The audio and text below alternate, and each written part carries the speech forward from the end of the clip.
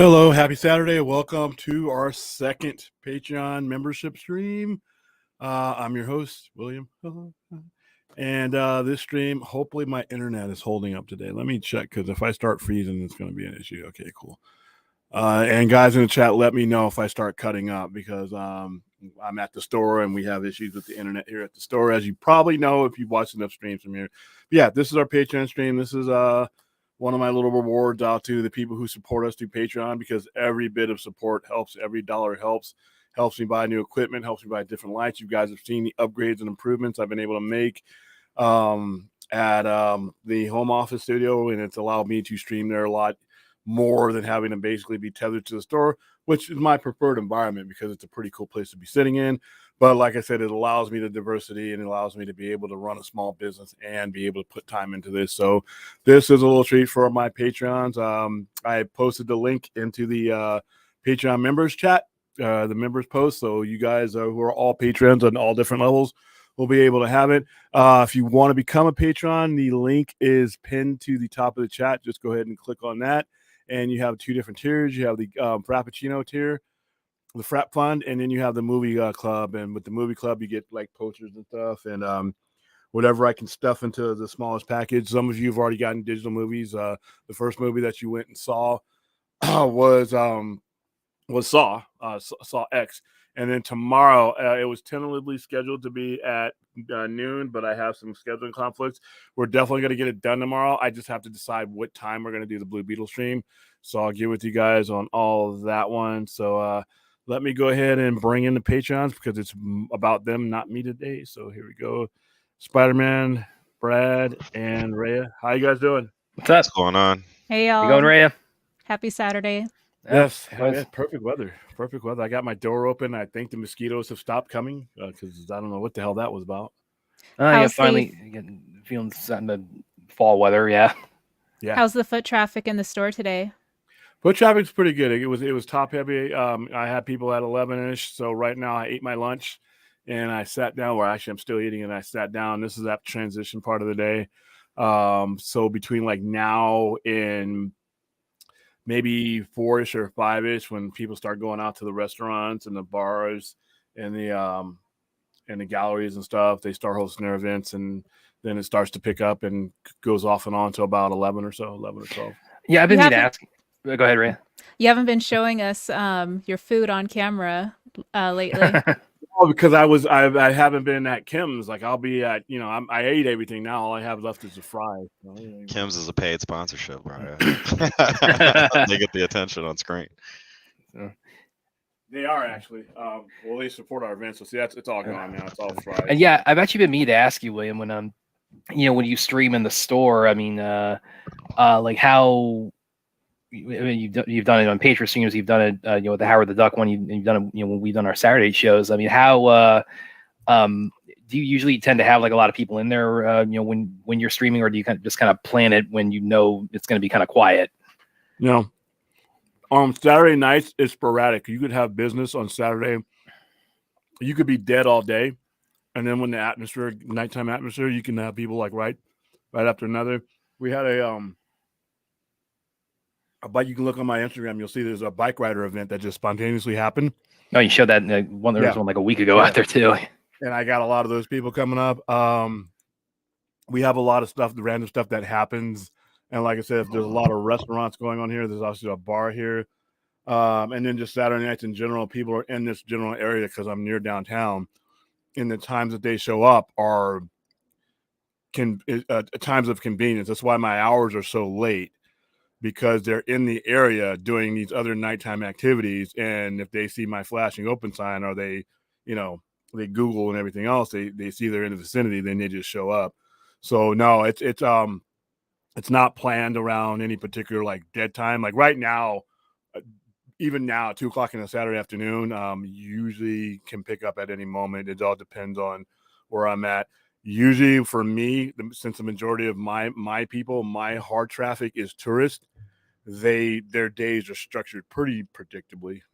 I can pretty much guess, but at the same time, tourists, in Vegas, they spend, it's not like when you live here and you go out and you go home, they're going to 6-7 different places. They're going on the strip, they're going downtown, and they're coming down here. So yeah, we could get them at any point in time. So yeah, a lot of times when I'm on the air, even if you don't see me talking to the actual person, they'll be here. And what people will do is when they see this, they see the microphone and they see the lights on the camera and they see me talking, they automatically they don't say anything. So they're here and you just don't see them, and I'll let them know, because if I'll let them know, hey, it's okay to talk, it's because it's your part of the show. But yeah, there's most of the times when I'm streaming on Saturday, there are people in the store. They're just like over polite and they don't they feel like they're interrupting. Because they're having a couple of times where we've had, there was that one time when actually it was somebody had asked, like, I think the Flash had just come out and there was a little bit of a conversation that happened right as we're milking. And then what was that? There was the one, his name escapes me. There was the one guy who has like a business right next to yours who walked in. There were times like that. Yeah. But yeah, I wondered about that. It's like, just you doing a live stream from within within a business like that. How does how do you streamline that in terms of like having customers and talking to people online at the same time? But it's I don't. I find the best way is to not to. Okay. To make them feel comfortable with asking a question.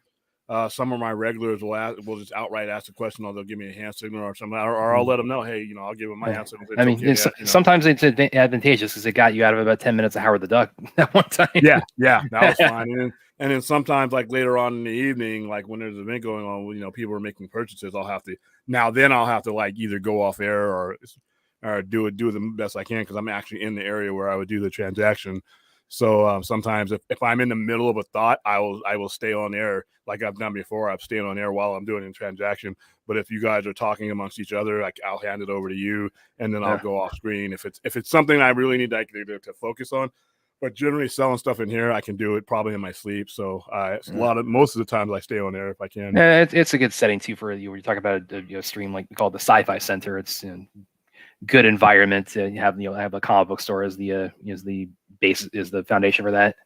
Yeah, I'm Spider-Man's telling me I'm a bit choppy, so I'm gonna switch over real quick. I'll be right back, guys. That was a while ago. You're fine. You're fine. You're fine. You're fine right now. Yeah. Stream started. You were mentioning it. Yeah. This internet. Like one of the cooler things about streaming at the house office, is that internet is new. It's not Whitechapel era fiber optics that I got here at this place. And you got a Green Lantern ring in there too. Yeah, even though I'm paying the same amount of money. He's got the full spectrum of rings. Yeah, I don't have to red, but paying the same amount of money for Cox for here as I'm paying at the house, but they won't upgrade here. So Cox is the worst internet. I have Cox here. Absolutely. When it goes out for real. Like, and they don't want to come out. They don't want to come out, and mine always goes out like odd hours.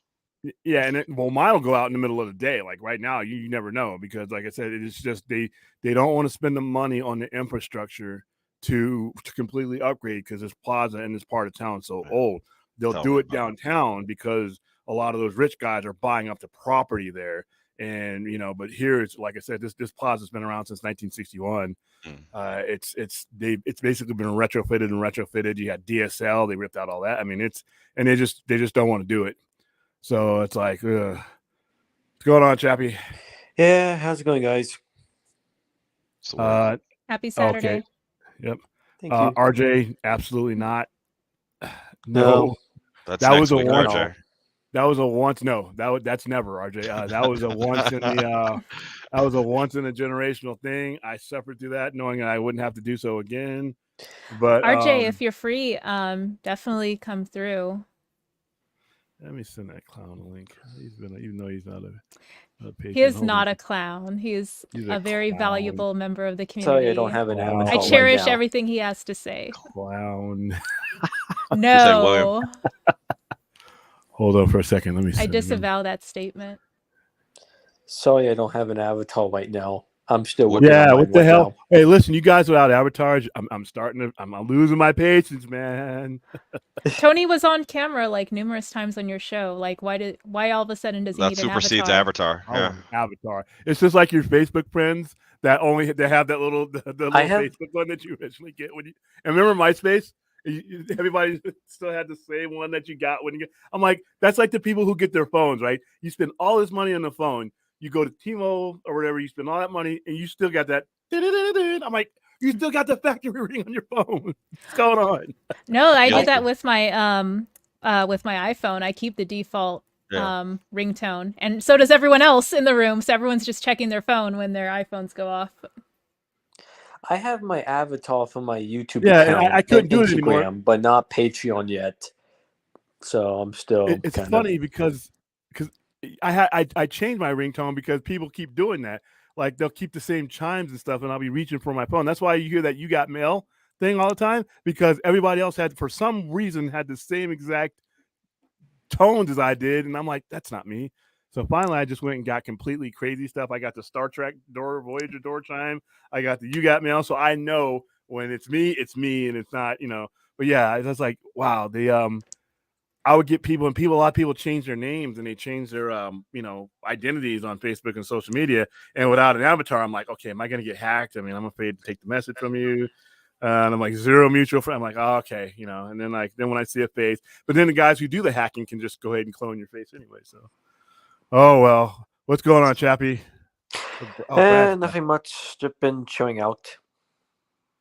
Yeah, that's what the weekend is for. This is the low stress. Dude, last weekend, like I said, with world events going on, dude, this time last weekend, it was like, man, I turned off everything and just turned on old wrestling and stuff just to watch, just to cleanse my mind of that. So, What have you been reading lately out of your shop? Like, have you been reading anything new? Have you been reading anything just kind of digging the crates? What have you been? I've been reading a lot of older stuff. Believe it or not, I've been reading a lot of Jack Kirby inspired stuff. I was reading some old Eternal stuff the other day. Okay. I was reading Fall of the Mutants because just it was in my head because the whole thing that's going to be going on with the end of the Krakoan age. Yeah, Brucifer had brought up, I think last week or something, about Fall of X being nice, right? So Yeah, sorry about that. Internet hiccup. That's happened a couple times on my laptop these last 2 weeks, and that never happens when I take it outside for some reason. It always is smooth sailing when I take my laptop, so I just switched over to my desktop. But sorry about that, everybody. No problem. No, what I've been reading, like I said, I've been reading lately some of the, like I said, the Grant Morrison Batman run. I have that sitting here as a reference point. Some of the pre-crisis Superman. I'm just all over the place. Tonight I was trying to find a comic book story telling thing for my subject, and I still haven't decided on which one I want. I was going to do, and this was planned before the events of this last weekend with the Middle East events. I was going to do Mouse, and I'm like, oh, Mouse is pretty good, man. I planned it to do it, but I'm like, oh. By the way, wait, interject real quick because I literally just saw this on Twitter. I don't know if this is made it your way yet. This is from Discussing Film. This December, DC Comics will be re-releasing Batman 482 with the previously unpublished alternate ending that would have seen Jason Todd survive his encounter with the Joker. His fate was decided by a fan vote 35 years ago, with Robin's death winning out by only 72 votes. Well, he voted it out, so he doesn't want to see the hard branch universe. Well, and that was one of the 20 stories we did. I think about 2 months ago. What was the death of Robin? Then you need to give me my $4 back. I paid for him to die. You called the So 1-900 are you number? going to be stocking that at all when it drops? Yeah, I want my money back. I'm gonna be tagging him like, hey, I dialed your goofy phone number. I got it right. You guys gave it to me, and then you brought him back anyway. But they bought him back in the coolest way. What's going on, RJ? Yes, RJ. He's muted. Is he like me when he's talking for 10 minutes and be like, wow, why isn't anybody responding to me? Yeah, his little microphone. Am I that boring? And then Brad's like, you're muted, man. Oh, okay, hold on. But I've been reading a lot. Like I said, I'm gonna dive into some more reading because I got a bunch of new stuff coming in. But right now, I've been focusing on a whole bunch of other stuff. Watching shows. I mean, I've been watching Loki. Watching. Well, watch what you got because it's striking at any time soon. Oh yeah, the actors. Right, that's another thing we're gonna have to go into detail tonight, which is completely not what I expected to be going into. Oh yeah. Because I thought the actors, I thought they were closer than this, and I was completely in shock. We still have a couple more months away till this strike ends, sadly. I mean, it's And this is gonna, like I said, the writers was one thing, but you can't go forward. I mean, without actors, you can't promote anything. And like I said, this guarantees. I didn't think Dune was going to get released in March anyway. If this strike goes to January, there's no way in hell they're gonna try to ramp up. And that statement that SAG put out, because William and I, we did a couple of streams or this past week, we were just kind of talking about a lot of the both DC and Marvel kind of unexpected twists and turns, and then right towards the end of the I think that was Wednesday night. That was when the report was that, and I think RJ, you had mentioned that there was some talk coming out that it had not gone well between SAG and Armpit, as William calls them. And then they put out their statement, and I read that on air, and we were both like, oh man, this took a pretty nasty turn, because I was thinking, because of how much they were really just when they were doing the last couple of days or the last weekend of the WGA strike, the fact that we just kept getting an update every day about, okay, now they're at this point, now they're going to do this, now they're going to do that. No, it's not going to do a Howard Duck encore, man. But that made me think, okay, now they've maybe developed a sense of urgency, and in terms of we got to get this resolved. We got to get we got to get the gears turning again, and they had done that with WGA, but the shots that both SAG and Armpit fired at each other after that meeting, it's like, oh yeah, this is they got some work to do and then some. Well, and both, be honest with you, both sides are being a little bit. They got to cut some of that out. And now I knew, like I said, this sticking point for most of this was going to be Netflix, because those don't work for them. And what was it that SAG added at the last? They added something. Yeah, it was because one of the sticking points was they wanted SAG to be the SAG actors to be cut in for a 2% streaming revenue share, and then AMPTP came back with, yeah, that would cost us $800 million annually, and then SAG responded, yeah, you guys exaggerated that by 60%. So yeah, and then they wow, had something else. There's something else in there that was I got to read it again, because it was evolving as we were watching it, and I'm like, the more I heard, I'm like, okay, well, this movie's not getting released, and this movie's not getting released, and then principal filming for some of James Gunn's stuff. Wasn't that supposed to start in January? Yeah, no, well, not anymore. Yeah. So there goes July of 2025.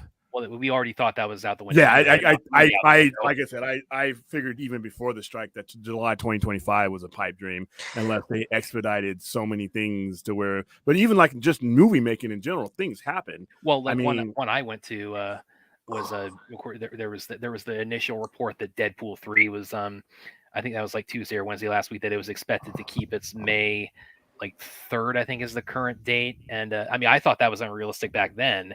And then the SAG, twist of fate happened is, oh no, it's that is completely off the table now. That doesn't have a snowball's chance in hell of happening.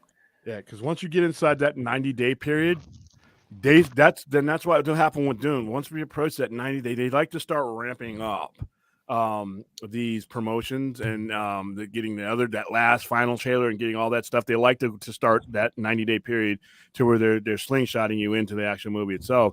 And once you start reaching into that 90-day period, and like I said, if we're in mid-October right now. So month 11, next month, you're talking about November. So if this goes on till January, like I said, you've already, I full disclaimer, I don't think Dune was coming out in March. And there's really no advantage for them to put it out in March. Do you think that's more that benefits from an Oscar season type date? I think that either they're going to release it as a summer blockbuster, which I don't agree with, because there's going to be so many delayed movies that are going to be fighting for time, and that's a big movie that you're not just trying to make money on, but you're trying to make. Right now, I know they spent a lot of money on it, but this prestige of that Oscar, I'm telling you, people don't believe me, but these studios and these people who finance these movies, they love that glow. That is invaluable to them. Them being able to put that label, and sometimes they do it literally.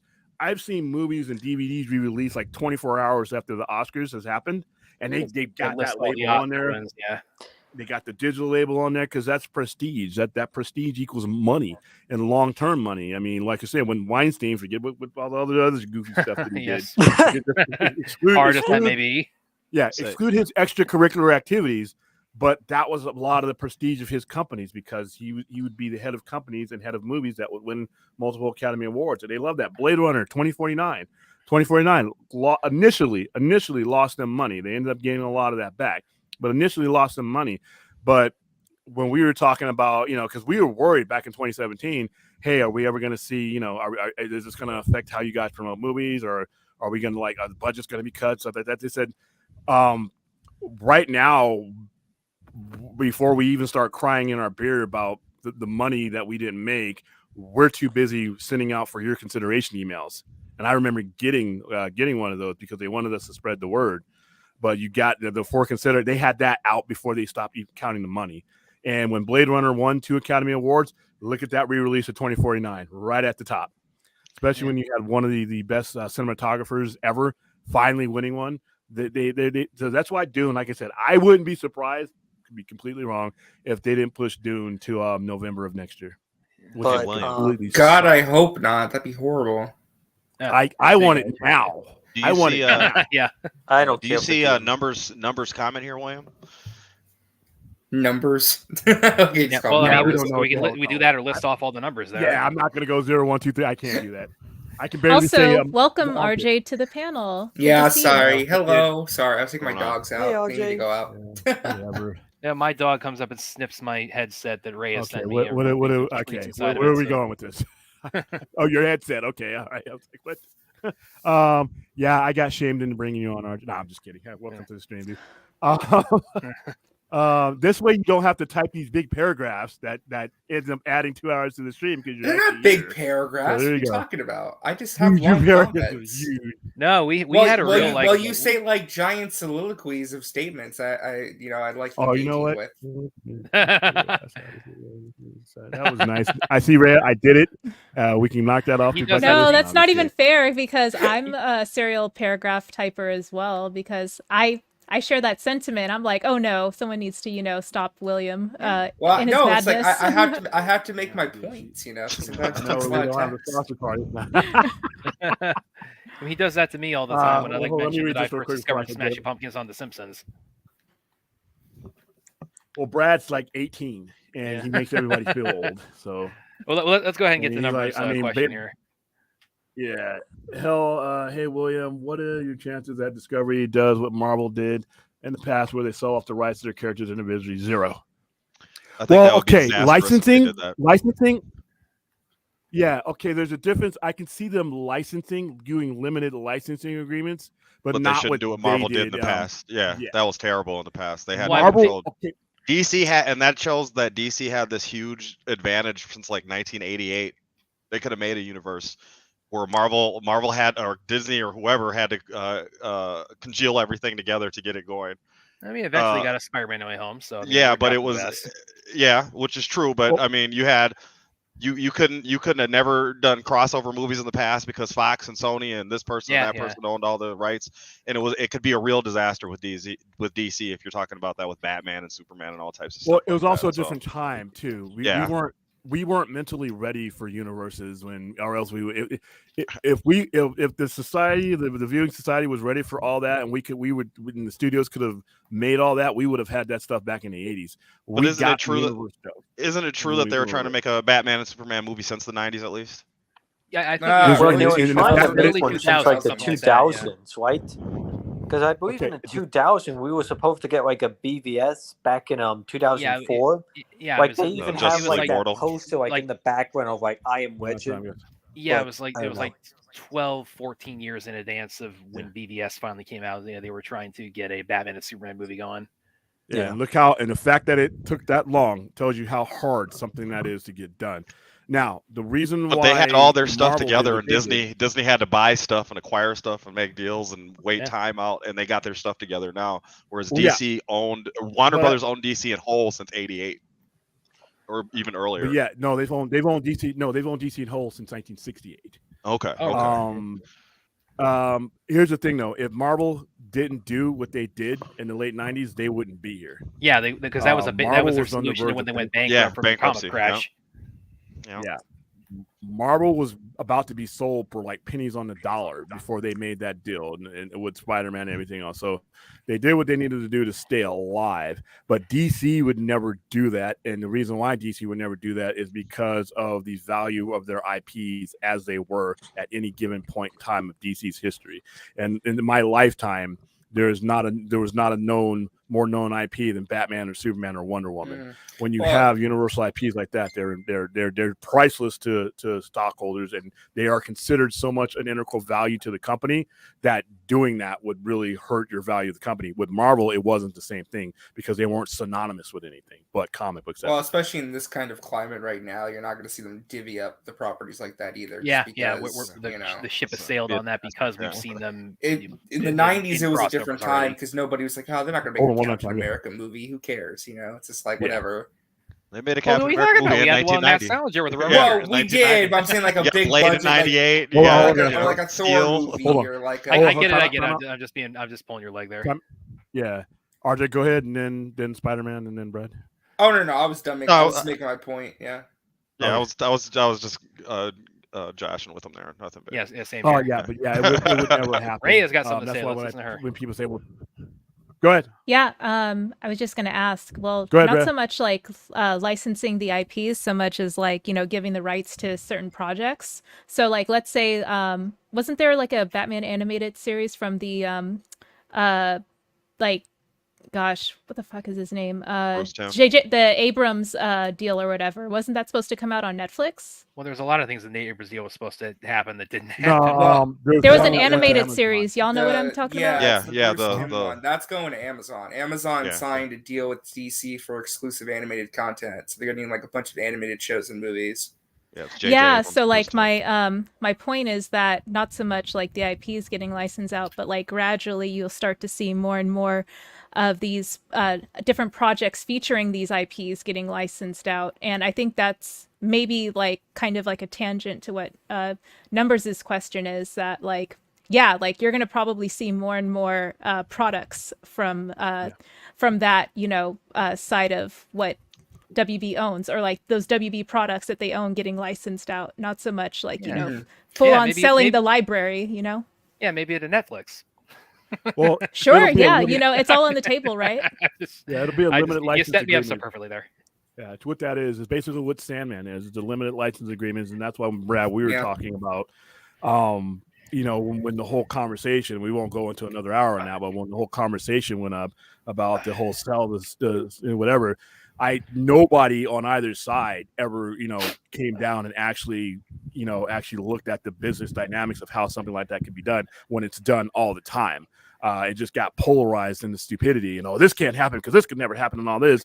And I swear, some of the people who I love and respect on YouTube never gave anything beyond a bullshit reason of why something could or couldn't happen with that. When it's a limited licensing agreement. It happens all the time. And it's going to happen a lot more now because with streaming consolidation and stuff like that. There are going to be things that need to be made that Warner Brothers or Warner Brothers Discovery is not going to be able to justify to their lenders and their stockholders, but they can justify it to someone else and still make the money off it. Happens all the time. It's just not news when it happens. That's all. Well, it's funny that you brought up Sandman too, because I was going to bring up, it's interesting too at the licensing side of things, because even if something gets licensed, there are times when like they have to make creative concessions with the license owner. Like for Sandman, for example, I mean, David Zaslav was feeling kind of chipped about it because like it's not about the money thing with it, about like the revenue spending and stuff with that. But not only that, like I know it's Sandman, there was a creative dispute because they wanted to put John Constantine in the show, but DC and Warner Brothers was like, no, you cannot use John Constantine. Make up your own Constantine. So that's why we got Joanna Constantine instead, because DC was like, no, you cannot use John Constantine. Use somebody else. Yeah, so and it's always going to be just one of those things too, where just like that's cool because that allows them to use the male version of it in their own universe if they want to. But I still get a Sandman universe of it, so I don't. You still get something. It's just that they had to make a creative concession at some point. Like they had to be like, okay, we can't do this exactly the way we want to. They want to hold on to Keanu. They definitely want to hold on to Keanu. Hey, he's never going to age, so why not? Yeah, that's true. I mean, so but yeah, limited 50 more John Wick movies. Yeah, you're going to see that a lot. You're going to see that a lot, especially after the strike, after these residual talks, after the dust settles. you're going to see that a lot, and I think it's okay, because I would rather see another company take the risk if they want to take it, than the parent company just not do the project. I think we're just too much of that. So I'm on board with it, and I think we're going to see a lot of that. What you were saying a minute ago, William, about, I mean, just go ahead. The Snyderverse sell to Netflix, or now there's an idea with the chatter in that recent report about Universal potentially buying a Warner Bros. Discovery. And I think probably a lot of what you were saying about in terms of so much of the conversation was just so bogged down in not discussing the business. So much of it is really this issue is just so tied up in emotions, both positive and negative on both sides. I think that's just kind of part and parcel of the conversation. I think that's why it's whenever it's brought up, it's just so heated, and it never really goes into let's sit down, like what would it take to cross the I's and dot the T's? Like, would that be a feasible business transaction? Because just so much of the story behind that is tied up in in a lot of hurt feelings, and emotional attachment, and dumb fans. Let's be fair. Yeah. Dumb fans. And dumb fans on both. I mean, to be clear, it's not it's pro fans who are not sides. doing well either. When I did a stream about it, I gave an hour and 32 minutes on exactly, forget about your opinions of it and how heated you felt about it. What were the business transactional dynamics of something like that can happen?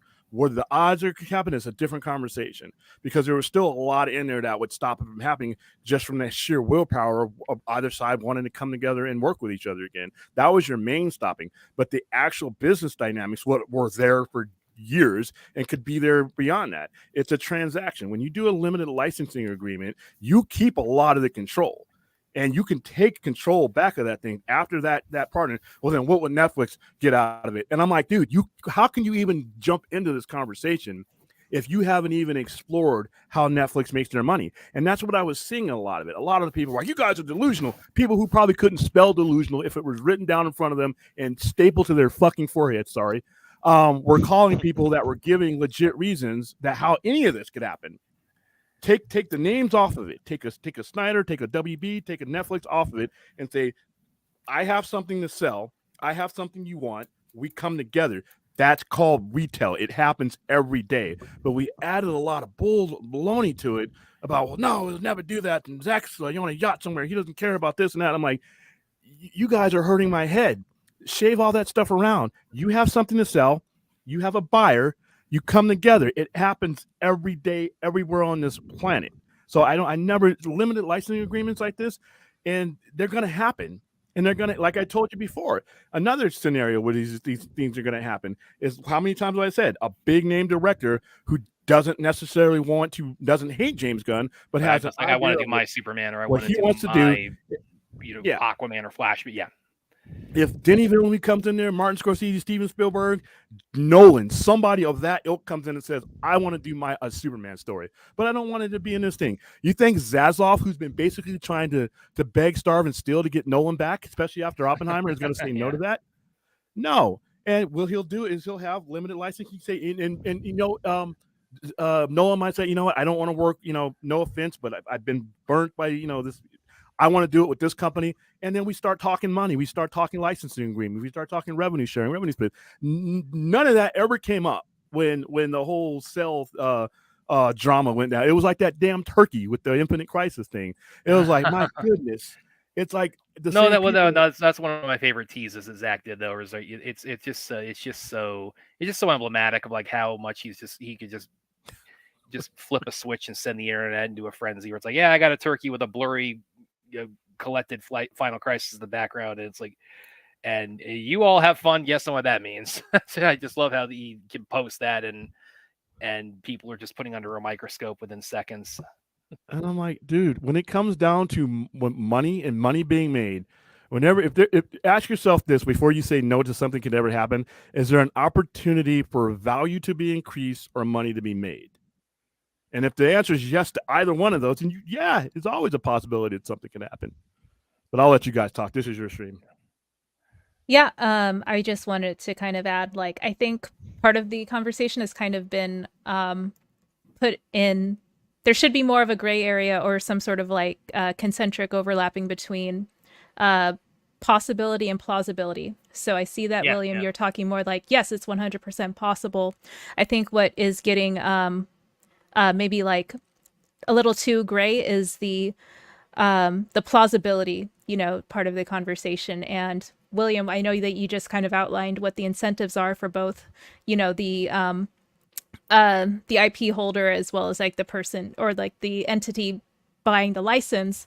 But I think like where the contention of that discussion, where that lies, is like the incentives of like each party and like what is the likelihood and the costs versus the returns that come into it. And because these are both like these are more likely than not going to be streaming properties or like products, like that's that question, right, of like what would be the return on investment for this licensing deal to go through, like you said, remove like the names attached to it and the names of the IPs, like what is the incentive of the entity buying the license, what are they going to get? Because obviously the IP owner, they're going to get paid no matter what, but what is the return on investment for the person buying the entity buying the license? I think that's kind of like where the debate lies, because it's a streaming product that you have to kind of assume that,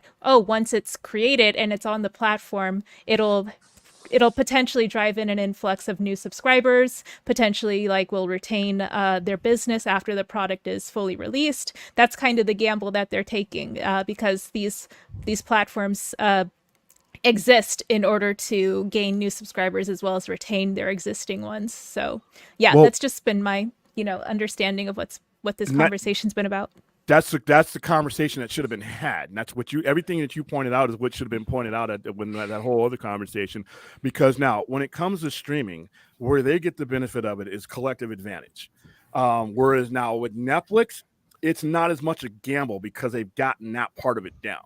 So the collective advantage and collective value to your streaming service leads to the most important thing. And you brought it up, and what you just said is retention. Growth is great. Man, if we could keep growing forever, I could grow. That's great. But you know what's really important? Keeping what I have and being able to show the people who support me and put millions upon millions, especially in Netflix's case, into my content and producing my content, knowing that I'm going to keep a steady revenue and with some growth, that I am a safe bet and my money is safe. So the collective value of adding something like, especially when you're talking about a Superman or a Batman or something of a big global IP like that, just by adding that IP to your service, you're increasing the value of your service. You're increasing the value of people who want to buy your stock. Because I know as a stockholder, if you're in bed with with those type of IPs, I know there's going to be value out of the company, and I want some of that value. And if I'm making, and it also makes it a lot easier for Netflix to produce content and not have to come out of their pocket, because now you have people like Legendary, people like that who finance these movies and take their cut out of other things. They can make these things and put them up front, and you can make long-term deals with them. So you're not taking the initial financial brunt. So it's all feasible, but all the while you're adding value to your overall streaming service that pulls in 1.5 to whatever 2 whatever billion a month. And so that collective advantage, it's like insurance. It allows you to take the risk on things as long as they are perceived as adding value to your IP. Just like they spend a ton of money on The Irishman. They spent a ton of money on Stranger Things. That's a lot of money. They're not getting box office dollars back in return for that. But the value, especially for me with Stranger Things, the collective value that adds to Netflix adds so many revenue streams to it just by having it, that's where they get their initial value from. And then there's also licensing things. I mean, Netflix makes a ton of revenue splits on Stranger Things comics, Stranger Things, anything like that. You can negotiate revenue splits with WB if it gets a theatrical run. There's all kinds of things. And heaven forbid they ever do something. And I'm not saying that this, Justice League would, but heaven forbid they get in cahoots with something that goes on to win an Academy Award. Now Netflix has that Academy Award banner shared with whoever they bought the content from. And you so said there's a lot of collective advantage. They'll pace that, if they were to make like JL 2 and 3, like it would. I mean, I don't foresee, as much as we all love Zach, I don't foresee like CBMs, winning Best Picture or anything like, are they beyond technical awards? But if it did, even gain that much, it's like, yeah, they would, plaster that, on the DVD box cover. Yeah, I just kind of wanted to add. Yeah, I just wanted to kind of add, like, from my perspective, y'all are bringing up good points about the perception of value for those IPs like existing on the platform, and like, you know, the residual, you know, benefits of product sales outside of just, you know, the subscribers on the platform watching the content, actually like buying merch and stuff like that, and then the prestige of it being an award-winning, you know, critically acclaimed IP. I get all of that. That doesn't necessarily translate into recurring revenue. So once like a whole season of Stranger Things drops, or like, you know, a whole trilogy of movies drops on Netflix, that's it. That's a stagnant product. So now it's like on you, on either the licensee or the IP owner, to figure out, okay, how do we keep the momentum going and continue to generate revenue off of this IP that's, you know, a complete product, until like we make some more, you know, to follow up with it. So that's kind of where I want to discuss more. Okay, you're putting in that initial, like, you know, 200-300 million to get this season or these, you know, movies out. Then you're hoping to recoup the cost through merch, but then you're also, you know, anticipating maybe in 2-3 years to have a follow-up, but all the while you're still trying to break even on your investment to put that product out. Hold on. We're not talking about, when you're talking about a streamer, you're not talking about breaking even in that sense. You're adding to collective value, and you're also adding to associated content. So like I said, the only time we're talking about breaking even per project is if we're talking about putting it somewhere where we have to draw the money back that we spent one-on-one. But when you're talking about Netflix, you're talking about something that has thousands of things on it that is associated content. And let's say, so I put Stranger Things on there. And once I'm done with Stranger Things, that's usually, and they have this worked out, the majority of people that they're able to keep on are going to stay on for associated content. Now with DC, when HBO Max came out, that was the one thing I think that they missed, because you had all this comic book content, but you never took advantage of the associated content that might keep your viewers on there. Netflix has mastered that. There's a lot of stuff on Netflix that they don't advertise, that, you know, what's their advertisement? That thing that they spent a lot of money on. That Stranger Things is the thing that opens the door and lets you see everything else in that attic that you would never have seen. And once you're in that attic, you're going to start filtering around and seeing a whole bunch of stuff that you want, and that keeps you there. And they have to basically retain you, and it all starts at retention. So if they're able to do this, if they spend $300 million on an anchor product, and they're maintaining a 1.5 billion monthly revenue, then that's worth it. That's the advantage. They have to keep content. They're in the process of getting you to watch content and engage in content, but they can't advertise all 20,000 things that they have on there. They have to have that sun in which everything else revolves around to get you in. Just like HBO Max, HBO in general. When Game of Thrones went off the air in 2018, the first season or first series of Game of Thrones, they lost 52% of their male demographic because they weren't set up with enough content for people to jump to now. But Netflix is. So that's where Netflix is. I think Netflix is advantage. I think you're the only person that really, you know, not just specifically the Netflix idea, but also just generally in this whole conversation around not just Snyderverse, but also just really, you know, streaming stuff in general. I mean, I don't hear a lot of other people really bring up the point you said about associated content. For anybody watching who, you know, the analogy William was giving is like, okay, you know, you watched, you know, ZSJL on HBO Max, and the idea is that, okay, now the platform itself should be pointing you to, okay, you like this, here's the Batman, or here's the Flash, here's Aquaman, here's the animated stuff, and that's, you know, when he's talking about collective value, that's what he means, is that it's, you, with all the everything tangentially with one property like that, you know, it also adds to everything tangentially connected to it on the same platform, and that, you know, elevates the value of the platform. But also, I think I kind of hearing, I think RJ might have something to say too. So if you got anything you want to kind of inject in that? He's on mute. Okay, well, I thought he was trying to speak up a minute ago. Somebody maybe probably put in the private chat. Hold on. Still on mute. Yeah. So kind of while you guys are talking about, to your guys' point, as I'm listening here, when Raya talks about plausibility,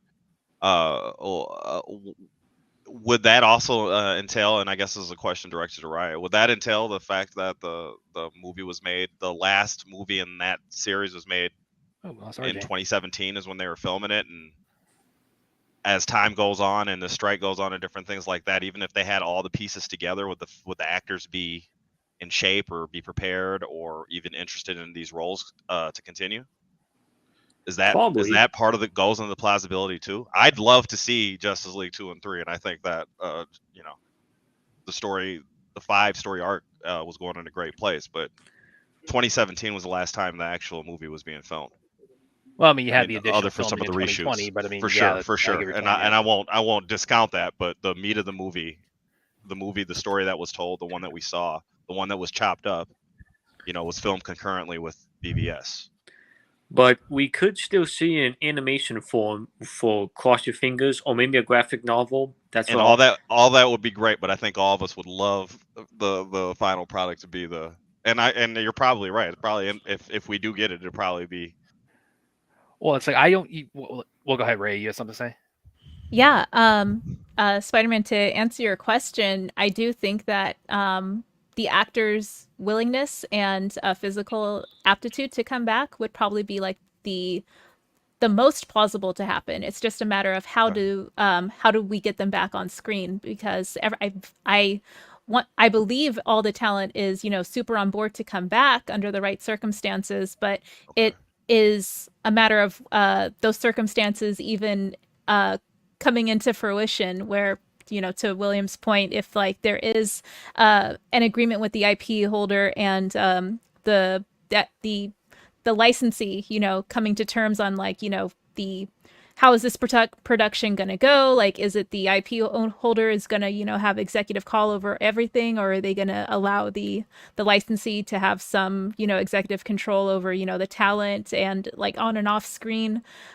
So yeah, like I don't know how much like executive control WB has over like other licensed products that contain DC characters, like the Batman animated projects that's supposed to come out on Amazon. I don't know how much oversight they have on that, for example, but like for live action, more like production heavy projects like what we're talking about, if we were going to complete the film arc on Netflix, then yeah, I think that is just like, getting on the same page about, the executive oversight, like, who, like, what version of the story are they going to tell? What creative talent are they going to come through to, like, direct it, produce it, write it? And I think like once those pieces fall into place, then the actual production can start.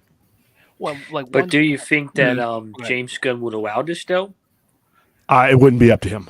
Well, like one point I try to make a lot whenever I've written about this or talked about this on social media, because everything everybody just laid out there are very valid points in terms of the plausibility and the the mechanics and the logistics of it. But one point I also raise is that the situation itself is so unique that I think that it's also I think there's value in also kind of thinking outside the box in terms of the usual framework of this this has to happen and we need this, and I mean, not that those aren't important, don't get me wrong, but just how we got to this point to start with is so it's really kind of a one of a kind situation that I think that needs to also be kind of the basis of the conversation in terms of like what could go further with it is kind of the perspective I take on it.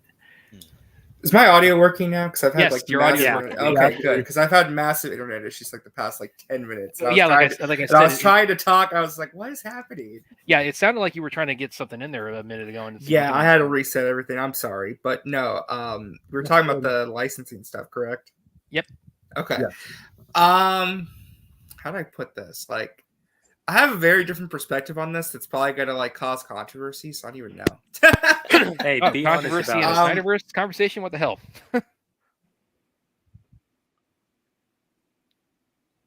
Oh, you can't do this to us. Like, leave us on a cliffhanger. Damn it. Is your computer messing up on you? I mean, yeah. You got us on the hook. Kill your internet provider, dude.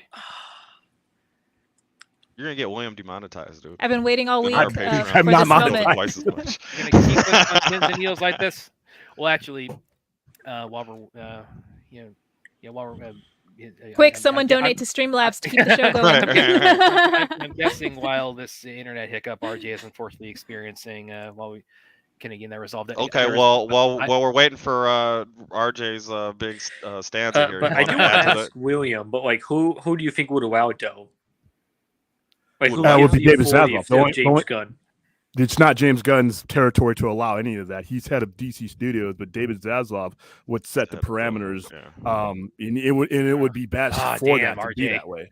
Well, he's just going to reset and come back. It would be best for James Gunn and all involved that if that were a decision outside of him. Daniel Martin said somebody sniped RJ.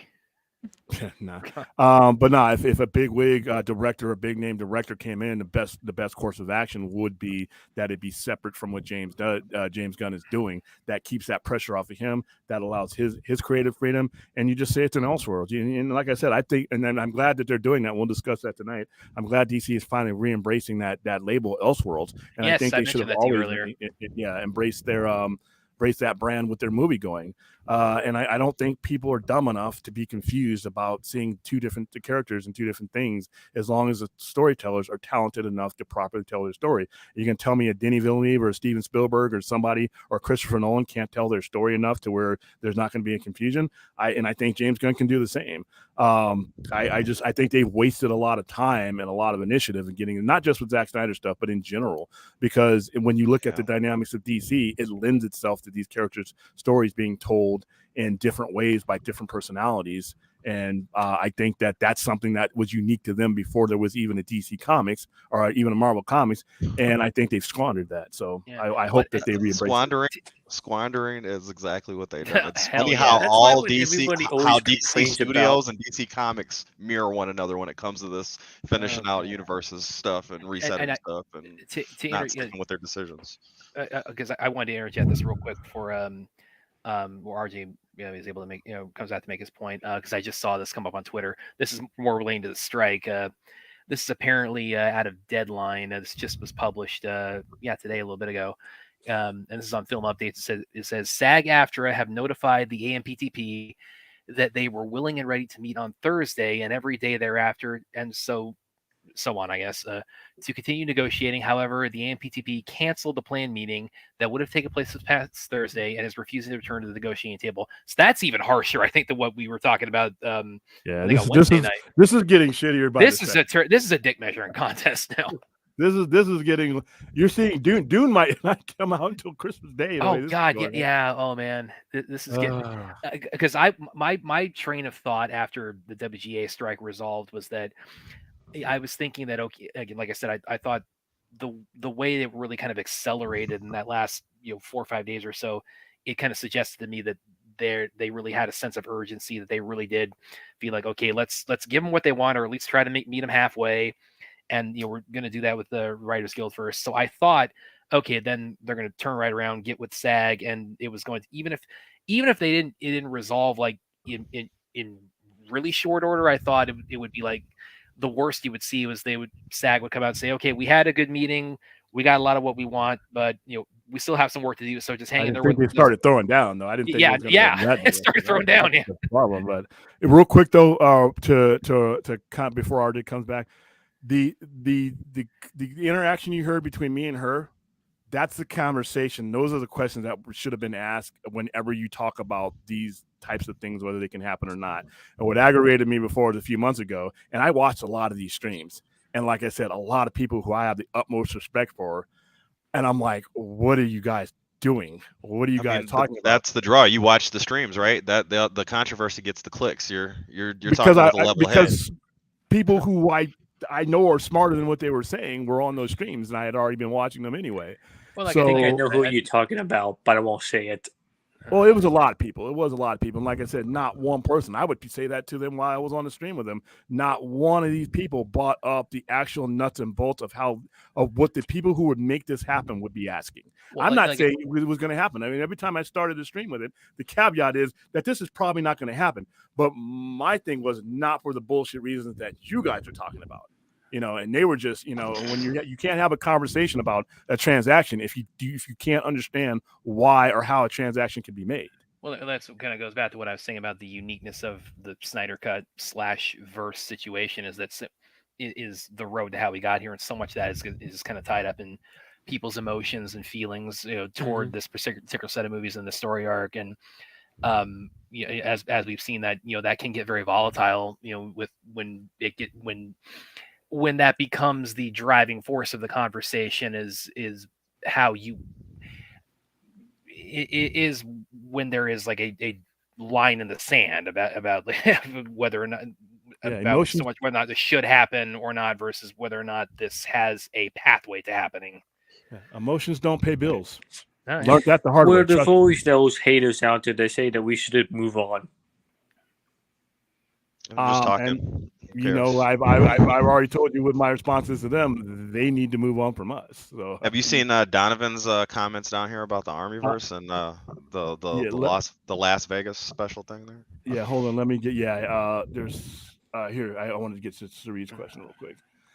Question for the panel is how much control, and I think we sort of answered this, does DC Studios have with all the DC content that is going to be put out on other platforms? They actually have 100% control because they're going to be automatically de facto executive producers. How much control they will exert is different.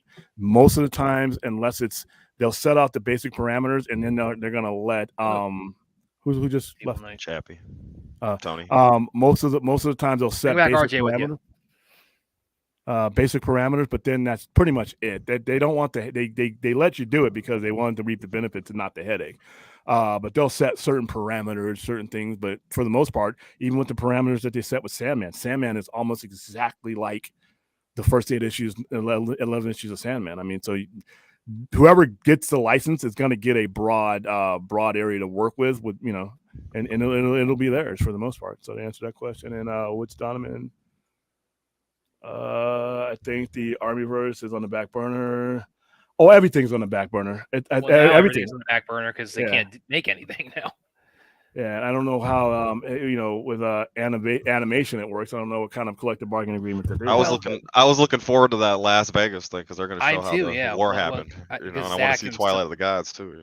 Well, Zach has alluded on other streams and interviews that there have been some behind the scenes. There have been some behind the scenes issues in terms of a couple of different things. I mean, I can't go too much into specifics, but you got your strike, man.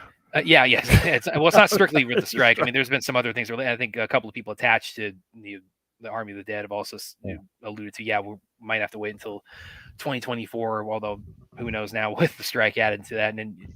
There's been some other talk if you got the ear to the ground enough about some of the behind the scenes difficulties in terms of Las Vegas, but I mean I don't want that to go away. I want to see that because I really liked Army of the Dead.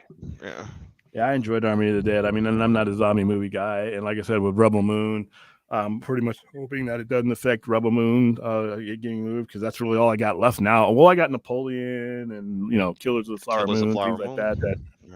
Yeah, it's but actually, I was looking at this holiday season. It's actually a fairly quiet in terms of like blockbusters, fairly quiet holiday season. Yeah, the stuff you're getting released now is literally getting released. Every one of these movies that are coming out now are Oscar considerations. Napoleon is Oscar worthy. Killer Moon is Oscar worthy. You already got Oppenheimer out there. Oppenheimer got actually released a lot earlier, but Oppenheimer is definitely going to be up there. I actually think Oppenheimer is going to lose some of its awards to Napoleon and Killers of the Flower Moon just because of how it's been released.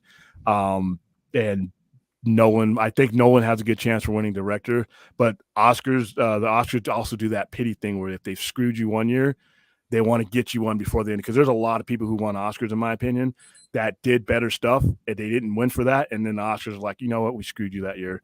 Like Whoopi Goldberg for Ghost. I'm sorry. It's not a great performance. That should have won an Oscar, but they screwed her in Color Purple. So there you go. Same thing for Return the King. No. Kate Winslet.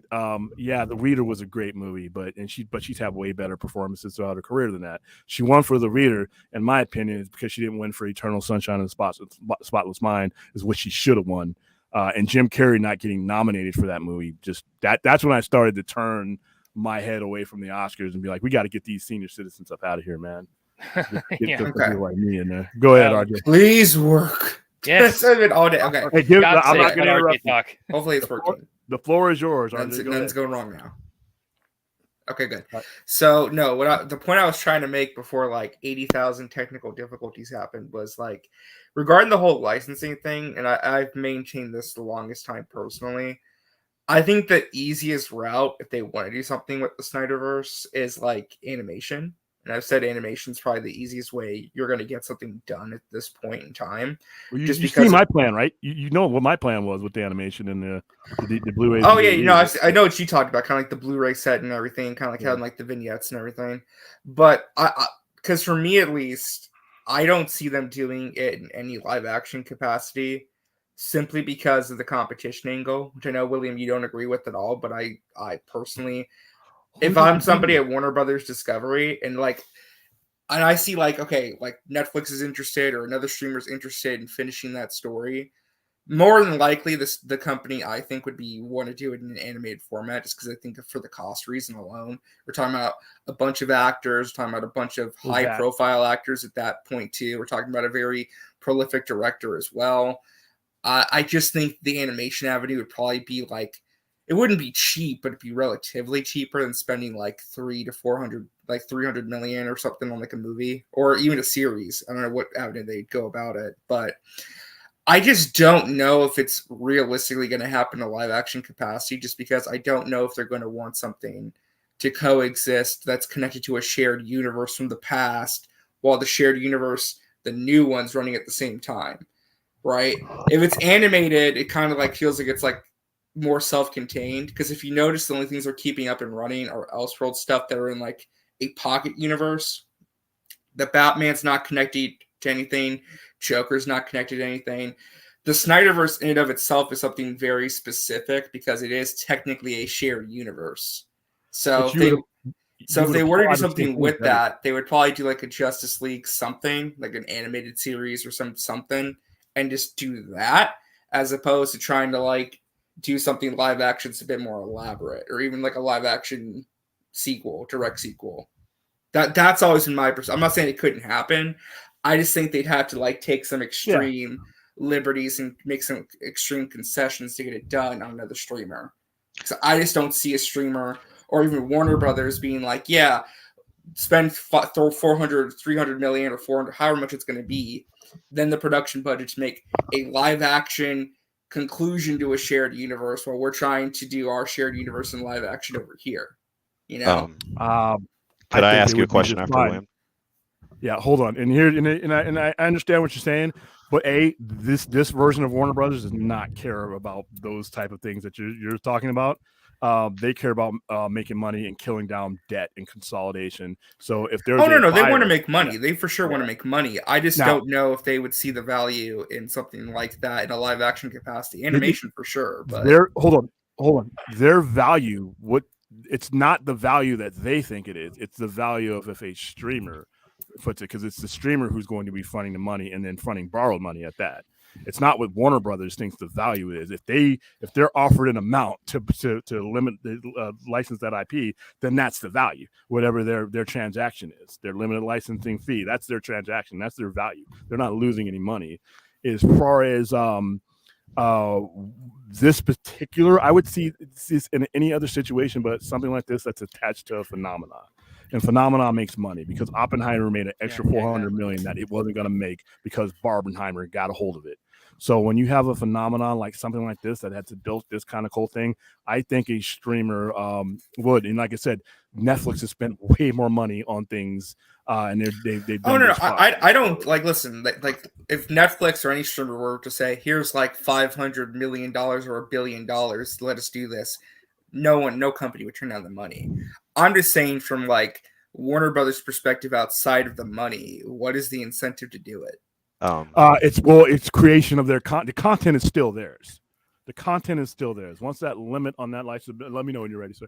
When that license is expired or whatever, or if something's not extended, they they get that back. That's back. Those characters are always 5 even.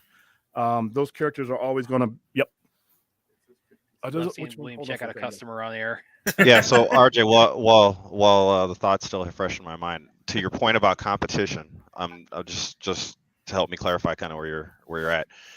if Netflix were to license, say, the Snyderverse or Amazon, whoever, and James Gunn is WB and James Gunn are going full steam ahead in their version of the universe, given the way it would all work, wouldn't the competition still benefit DC in the end anyway? Right. So like, I'm not saying that you want to set James Gunn up for failure, but rather, even if that's going off on the side over there, if they don't focus that on that all it's gonna, after they make their license fee, all it's gonna do from then on out is gonna benefit them. As far as I can see, so I don't really see a competition. For me, at okay, least, I'm sorry.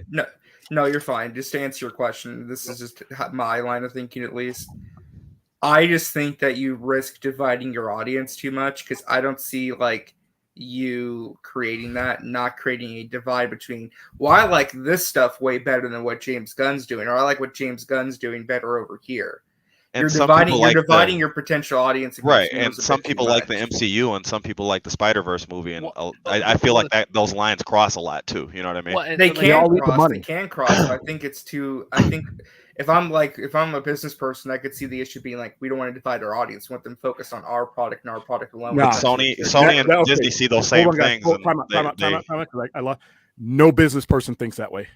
No one I know that wants to keep their lights on and their doors open thinks that way. Thanks for answering my question, by the way, RJ. Back to you. When it comes to money, I don't care if I got a store full of 20 people that want 20 different things. If I can make money off of all of them, I'm going to take that shot. Now, I got people under me that are going to pace things out and make it to where I don't convolute things and saturate things. And that's a concern. But as far as like dividing my audience, no, everybody in this store, I could divide you over here, you over here. All the money comes back to this register right here. Well, don't they? I mean, they already kind of have that anyway, because they've got, we've got the Matt Reeves Batman, we've got Joker, we've got Gunn's plans where he's going to have Brave and the Bold and his Superman, and he's already designated Elseworlds corner, and he's bringing back some players from the DCEU, such as Amanda Waller and Peacemaker, and so and now there's also, obviously Marvel's also got their own nice new Avi there, Rhea. They've got their multiverse stuff going. So really, I think the ship has kind of sailed in terms of what dividing your audience with the different. See, but I parallel realities from their perspective, at least, I don't think that they view Joker or Batman as either competition or dividing their audience, because at least it's in-house. It's something that they're releasing under their banner, under their portfolio. They're actually making it. If another distributor comes in with a live action thing of a DC product, that's kind of like taking it away from their house, their ownership a bit, right? Well, that's not the case with Sandman, right? With Sandman, though, that's still being made by Warner Brothers, but it's got the Netflix branding. Like Netflix but William, is handling and distributing RJ's point there, I think that's why you even said you would do it in-house anyway. First of all, before we even got to that point, once I realized that this is going to be as kick-ass as it would be, I'm not giving it to Netflix. I'm not giving it. I'm putting that Elseworlds banner on that, and we're going to do it. As far as you guys being confused, get smarter. All right, that's all I got to tell you. Well, that's the other point too. Like, I think it's more likely if they were to do it, I think they would want ownership of it, and they would release it themselves. If they actually, we're just talking about the golden parachute. That's what should happen. We shouldn't be doing this over here unless we have. Should have finished it. Yeah, but the story itself is doing it live action, which is probably, like I said, a lot of the reasons you guys brought up are the dynamic reasons why it probably couldn't happen. But if I'm Zaslav and I got these things together and I got it directed together and I think I can make money off of it, we're doing it. We're doing it. Yeah, and that's it. Because the priorities. Listen. I've always said this, your customer will go where you lead them. If you lead them to stupidity, that's where they're going to end up. But if you do the job, your job as a creator, as a production company, if you do your job, there won't be any confusion. Any divisiveness, divisiveness is going to be everywhere. There's no way you do DC products from now to the end of time without divisiveness. Guess what? Pick the side that gives you the money. And if you're doing it right, that's both sides. Make the money. You're in business to make the money. There's another topic I wanted to bring up, because I'm sure William feels the same. We don't want every stream to entirely revolve around restoring the Snyderverse stock.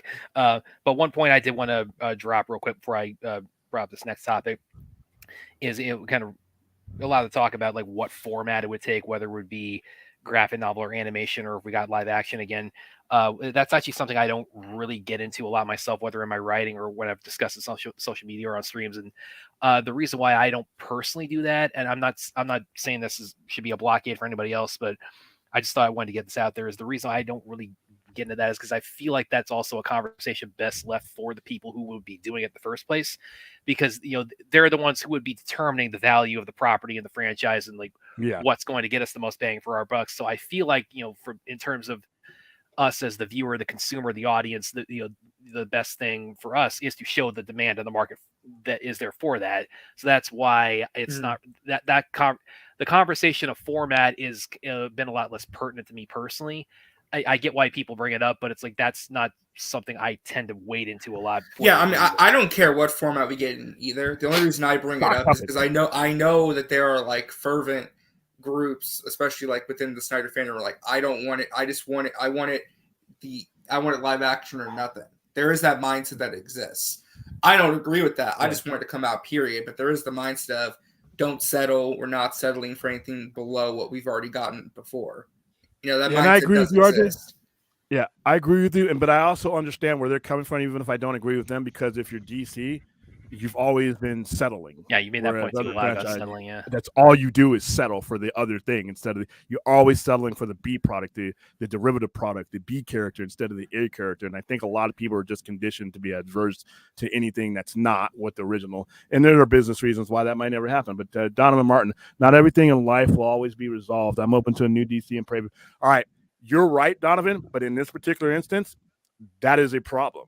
Because once again, you're asking, this is a trust thing. The retail consumer relationship is trust. If I can't trust you to follow through, you're not getting my money. And that's what's happened. And it's not just geeks like us. It's the analogy. Go ahead. The analogy I would make from the fan standpoint, why it's maybe a little word to kind of touch on what you're saying, William, and address kind of what RJ is talking about as well. Imagine if Luke was told that Vader was his father and the movie cut off right there, and you never saw any other Star Wars after that. Yeah, that's a great analogy. That's exactly what happened. You see what I'm saying? Search your feelings. You know it to be true, and then the movie just cuts off, and we never saw anything ever again.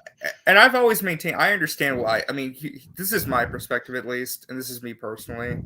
Like, I already was like fighting for 4 years just to get the Snyder Cut to even come out in the first place. I don't want to spend another 5 to 6 years fighting a company that has no interest in, it's not even the same people anymore. It's brand new people at this point who have bought it, who at least from what I've seen, they have shown no interest in continuing or doing anything with you don't have to conform to the company. The company has to conform to the fan. You don't have to change being the fan that you're the fan of. True. I'm just saying, me personally, I just don't want to fight for another 4 to 5 years. Understood. I'm done fighting at this point. Somebody will pick up your slack. Well, and like what you're saying there, RJ, I mean, that's a perfectly valid, perspective to have. If you for any, I just can't do the marathon when it comes to fighting the corporation. I get that. Hold on, guys. I can't do the marathon and trusting the company again. See what I'm saying? Yeah. It's a trust thing, and I'm going to bring up Donovan because I don't even get a chance to interact with him because I think he's on my stream a lot. With people who can't still move on with the Snyders, that's a you problem. Nothing more, nothing less. No, that's a retail consumer problem. That is not just us, not just Snyder, whatever cultures you call us. That's once again. Fans say stupid shit. We all say stupid shit. We all do stupid shit. But the one thing that does not change from when the Romans created retail all the way up till now, the retail relationship is a trust relationship. If I can't trust you to carry through, and the only example is that we have is this unfinished thing, why in the hell would I trust you with anything else? My time is valuable, whether I'm a hardcore fan or not. Doesn't matter. Your time is valuable.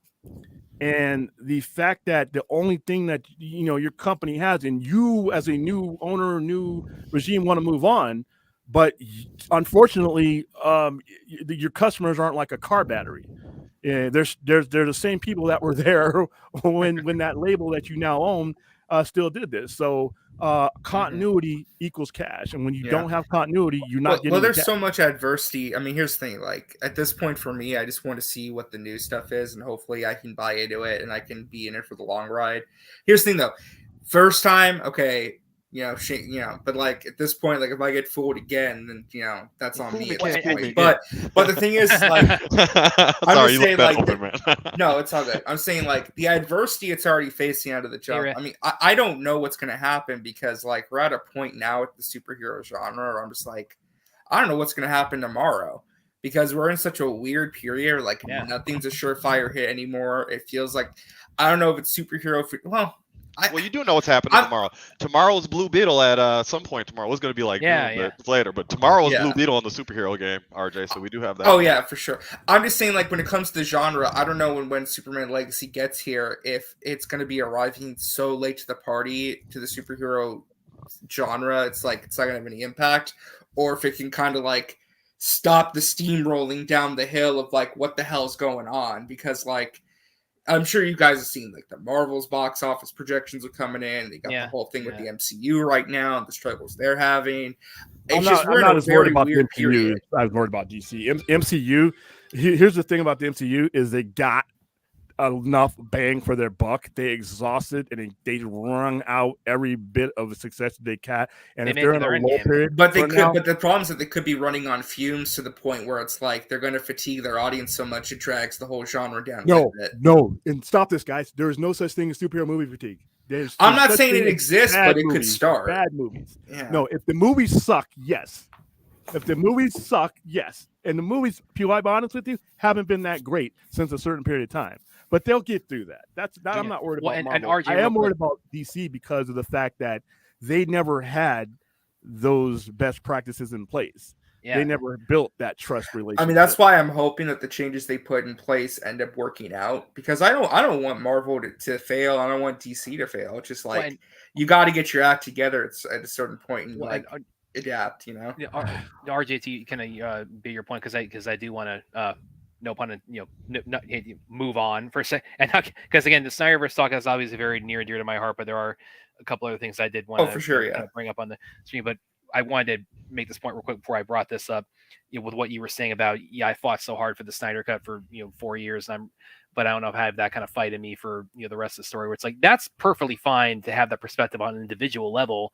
The only issue I have, and I'm not saying this is what you're doing, the only issue I would take is when people with that perspective say, I'm ready to move on, therefore everybody else must be ready to move on. It's like you can't project that onto other people, which again, I'm not saying it's what you're doing, but I do see other people doing that. And that's something I take a lot of I understand completely. I mean, listen, if other people want to keep up the fight and do what they want to do to see something that they want to see, they're perfectly entitled to do that.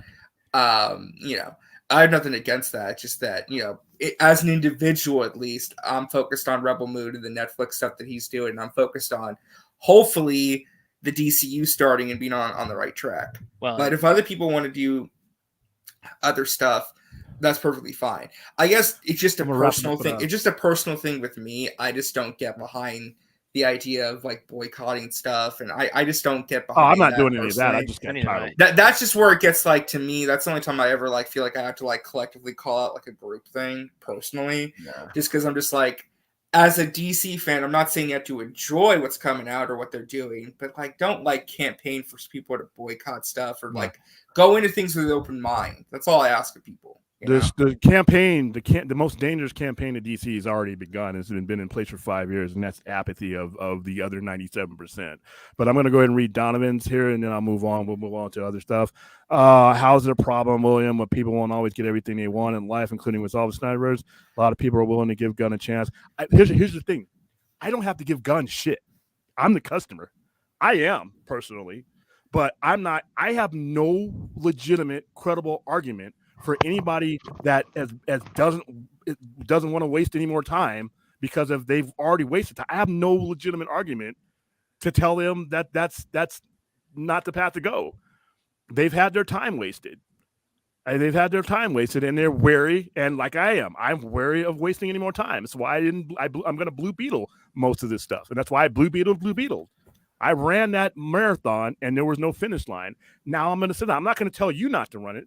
But I'm not, and that's the thing is for every guy like me who's saying this, There's 1,000 guys like that are going to do it to a lesser degree, but they're going to do it, and you're never going to pull them. You're never going to know that they're just going to quietly leave the scene. Are you still gonna Blue Beetle Superman if the trailer comes out? It's really good. Or is it more like you're open to being changed, kind of? I'm open to being changed, but right now, given the fact that it ain't coming out anytime soon, it's far away enough that you can you don't need to like make that decision immediately. And the last memories in my head of Superman are the ones that were never resolved. That's what I have to think about. I don't have to give James Gunn a benefit of the doubt. I haven't seen, I am, but I'm talking to the general customer. Doesn't have to give James Gunn shit. I don't give him anything. Mm-hmm. Now, if they see the movies and they like it, then they go from there. But as far as giving the new DCU a chance or the benefit of the doubt, they haven't earned it. And to be honest with you, some of the decisions that have been immediately made and how they made them and the sequence that they made them didn't give them very much benefit of the doubt. Now, they weren't listen, and I've maintained this too. The way they handled the Black Adam situation was very stupid. And the reboot announcement and just basically sacrificing for me. The reboot thing, that was a shareholder thing that they shouldn't have done the way they did either. But the Black Adam thing in particular, totally understand why it's a hang up for a lot of people, because that was a massive screw up. You cannot give DeLuca and Abdi power and then make these back room arrangements to get a cameo to bolster a movie's box office while at the same time you're planning a reboot with a totally different guy you're about to hire. It just it doesn't work. Like, there was either clear miscommunication or it was more like, I want to call it deception, but it was more like it felt like they used Cavill as a marketing gimmick, which isn't cool. It's not cool the way they did that. The Rock got blamed for everything, and like I said, that's on Zaslav, and I will go on, but that's on Hamada. Zaslav should have never. Yeah, the Black Adam thing was just like, it was a bad start to get off to. And I like Black Adam. I loved it. I thought it was a lot of fun. I had fun with Black Adam. Wasn't like, wasn't Apocalypse Now, but it was fun. I came in, I had fun, watched stuff get blown up. I watched The Rock say his dude, and I got what I wanted out of the movie. But when you look at the movies that came after it, like I said, Black Adam is a blockbuster compared to what they've done since. Yeah, fortunately. Well, to kind of bounce off all of that, there we go. Because this is also on the Marvel and DC top, and now on the other side of the fence, we also got some rather, and I'm sure William and I will talk about this on the stream again later tonight. We got some Daredevil news this past week, which of course is that's a reboot of a different sort. Same problem, different company, say again. Same problem, different company, man. Same deal. This might not be a problem though. Listen, I would rather have you fix it now. I would have that than Batgirl me and make something that none of your stockholders are happy about, and then have to deal with that demon. Fix it now before you get down to a certain point. And if it's not what you want, then don't do it. Don't be like DC and greenlit dumb stuff and then have to scramble. I'm glad you brought that up though, because here's the thing. I'm very happy that they're making the changes they need to at Disney Plus. It's been long overdue. Because if you watch, because when I heard in that report, there's no showrunners, there's no show Bibles, they don't film pilots, there's no structure, no one knows the identity of these shows. I'm like, that makes sense. I just watched Secret Invasion. I just watched Secret Invasion. That show had like no identity, no anything. Like, it felt like it was just like all over the place, because they didn't really plan it out very well before. Well, the script issues too, but I guess my thing with it though is what I'm concerned with is that it's great that they're doing this now, but we're not going to see the ramifications of these changes until like 3 to 5 years from now, because we still have a bunch of shows in the pipeline that are already filmed and completed that have to come out yet. Ironheart, Agatha, what was the other one? The Daredevil spinoff, Echo. Yeah. Which that one they're dropping in January. They're going to drop all the episodes at once, which they've never done before. So that's interesting. But what other shows have they been filming? I think it's just those 3. Isn't it? I'm gonna look this up real quick. But yeah, because that's my issue. Like, they've already filmed and committed just so many. Oh, what else was it? Wonder Man. Armor Wars. Armor Wars is going to be a movie now. So, wait, what? There's also talk. I don't know how true this is, but there has been some talk that Wonder Man, they might have actually pulled the plug on all together now. Yeah, I mean, but that's my issue. Is that they've already filmed so many TV shows that could potentially be mediocre that we're gonna have a pipeline of stuff coming out from Marvel on the TV side before they finally get their act together, and the ramifications of the changes they're making now will be felt. Because we already have like 3 or 4 shows that are already in the pipeline, you know. See. So And that's what I like about, like I said, I may not like all the content that Marvel puts out, maybe about half of it, but their business structure and the sound decision making. We have one company that was going to give me the Gleek and the monkey and Wonder Twin Powers Activate, and gave me a background. But that could have been the Dark Knight of streaming movies, though, William. You don't know. Okay, so we have another. Everything's the Dark Knight of streaming movies, dude. You know that. Yeah, every We have DC another- movie lately is Every- Zach makes are the best Yeah. ones since the Dark Knight. But We have another group that won't hesitate to readjust and pull the plug, and before it gets to the point where it will become in controversy. Mhm. Well, let me ask you this though. Like, I'll ask this to everybody, kind of, because again, we have these shows already in the pipeline. I guess my thing is, because I don't agree. I don't disagree, William. I'm glad that they had at least Kevin Feige there to be like, okay, we need to like massively change everything. But my whole thing is like, why did it take up until now to decide to make that change? Because the article went into it. The Secret Invasion issues, the stuff that happened with what else were they talking about? I don't even remember. But especially with Secret Invasion and Daredevil. And Daredevil, they shot like 4 episodes. I'm like, why is it that you spent all this money and you got all of these scripts, right? And it's only now when you spend all the money and you did everything with Daredevil that you did that now you're like, uh-oh, this isn't good enough. Like, shouldn't that have been decided upon and agreed upon, like, before you even, like, rolled cameras? It's the same thing that happened with Solo, where it's like, why did it take until the movie was almost done shooting for you to be like, uh-oh, we need to pull the plug and restart? I just don't understand how that happens. You're adjusting to the change from Chapek to back to Iger. A lot of these things were pushed forward and fast-tracked under Chapek. Chapek was a quantity guy because that's what he was told to do. But once he was in action, they realized what he was doing wasn't what they wanted. He had already gone far down the field, though. But once Iger came back in, Iger is a quality over quantity guy. Chapek was a quantity over quality guy. But I don't blame Chapek because that's what they told him to do. Well, isn't that what Iger's demand was, to like bolster Disney Plus? Exactly. So technically, it all goes back to Iger. It all goes back to him, but he set in motion a process that then he walked away from it, and then they looked at it, and it's just not what they wanted. And now he's back, but he's got to fix some stuff. And now Feige had less power under Chapek than he did under Iger. And now Feige has the ability to be Feige again, because I don't think for a few years, Feige was the Feige that he was prior to then. So I think that's why you're seeing. The other question I want to ask too, just really quickly, is do y'all see them? Because I know Brad brought up, I guess there's a rumor that they're going to cancel the Wonder Man show. Do you think that they cancel some of these shows? Like, do you think they Batgirl, Echo, or Ironheart, or Agatha? Do you think they cancel shows that they were developing and just like completely scrap stuff?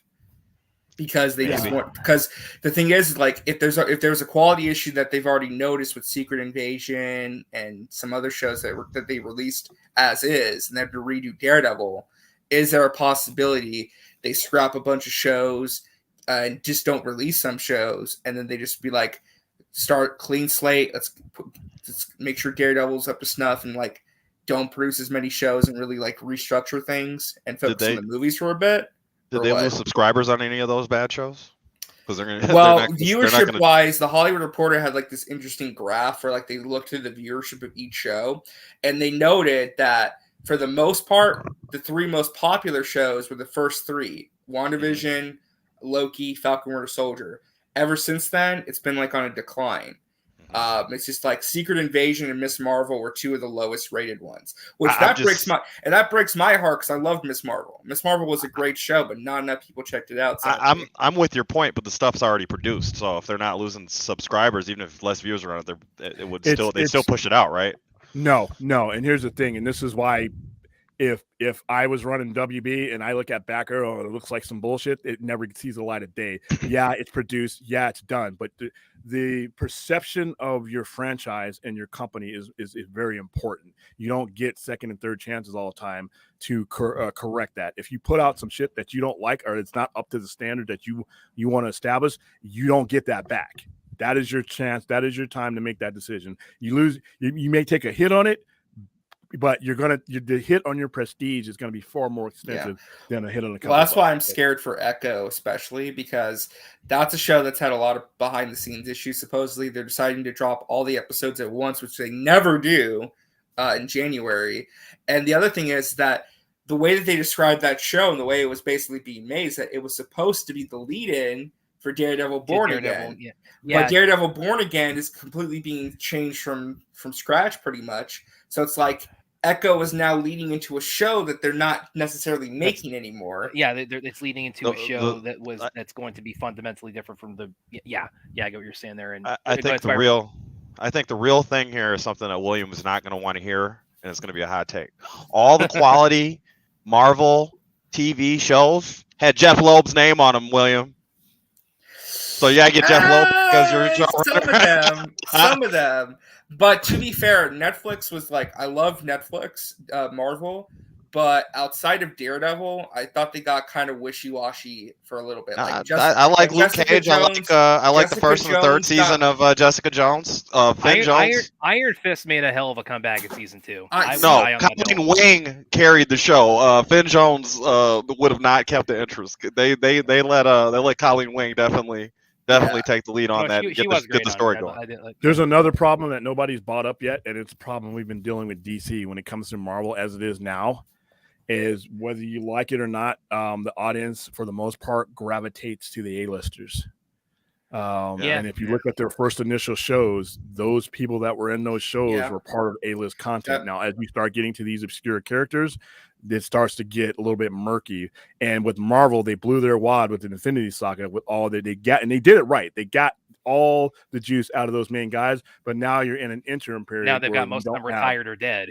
Yeah, you have to wait for FF and X-Men. Right now are side characters. Yeah, you notice. And that might be the issue, is that you're having side characters. No, they're setting up Young Avengers, RJ. Those are going to be the new Young Avengers characters. is a side character. I know, but that's what they're setting up. Well, that's what I've seen a lot. I've seen a lot of people talk about that when it comes to like the issues Marvel's facing right now, being like, well, maybe they should have had the X-Men and Fantastic Four ready after Endgame. They shouldn't have waited. Yeah, they should have done the Fantastic Four before they did Secret Invasion. That's the number one thing. How do you have the Super Skrull? Super Skrull basically rendered all the other Avengers. She rendered all the other Avengers worthless because she has all their powers, including Ghost's teleportation power. She couldn't even control on Ant-Man 2. I know, but nobody cares about that movie. But the point is, she's rendered everybody because she's strong as Captain Marvel, plus has everybody's powers. Yeah, Super Skrull, I was gonna say Fantastic Four. I think Rhea wanted to say something. Yeah, I was just going to ask, like, is it really necessary in y'all's opinion for each project to lead into one another? Like, to your point about Echo being, like, leading into Daredevil, but we've seen that the initial Disney Plus shows, like, during like the peak of the pandemic, were released out of order from what they were announced, right? Oh, yeah, they were, for sure. And that's a good point that you make, because I've seen that kind of bit. Personally, this is me personally speaking, Rhea, I don't need every show to lead into everything. I'm cool. It's like, I loved Moon Knight. Moon Knight has no connection to really anything going on in the MCU. I liked Eternals. Eternals had really nothing else going on.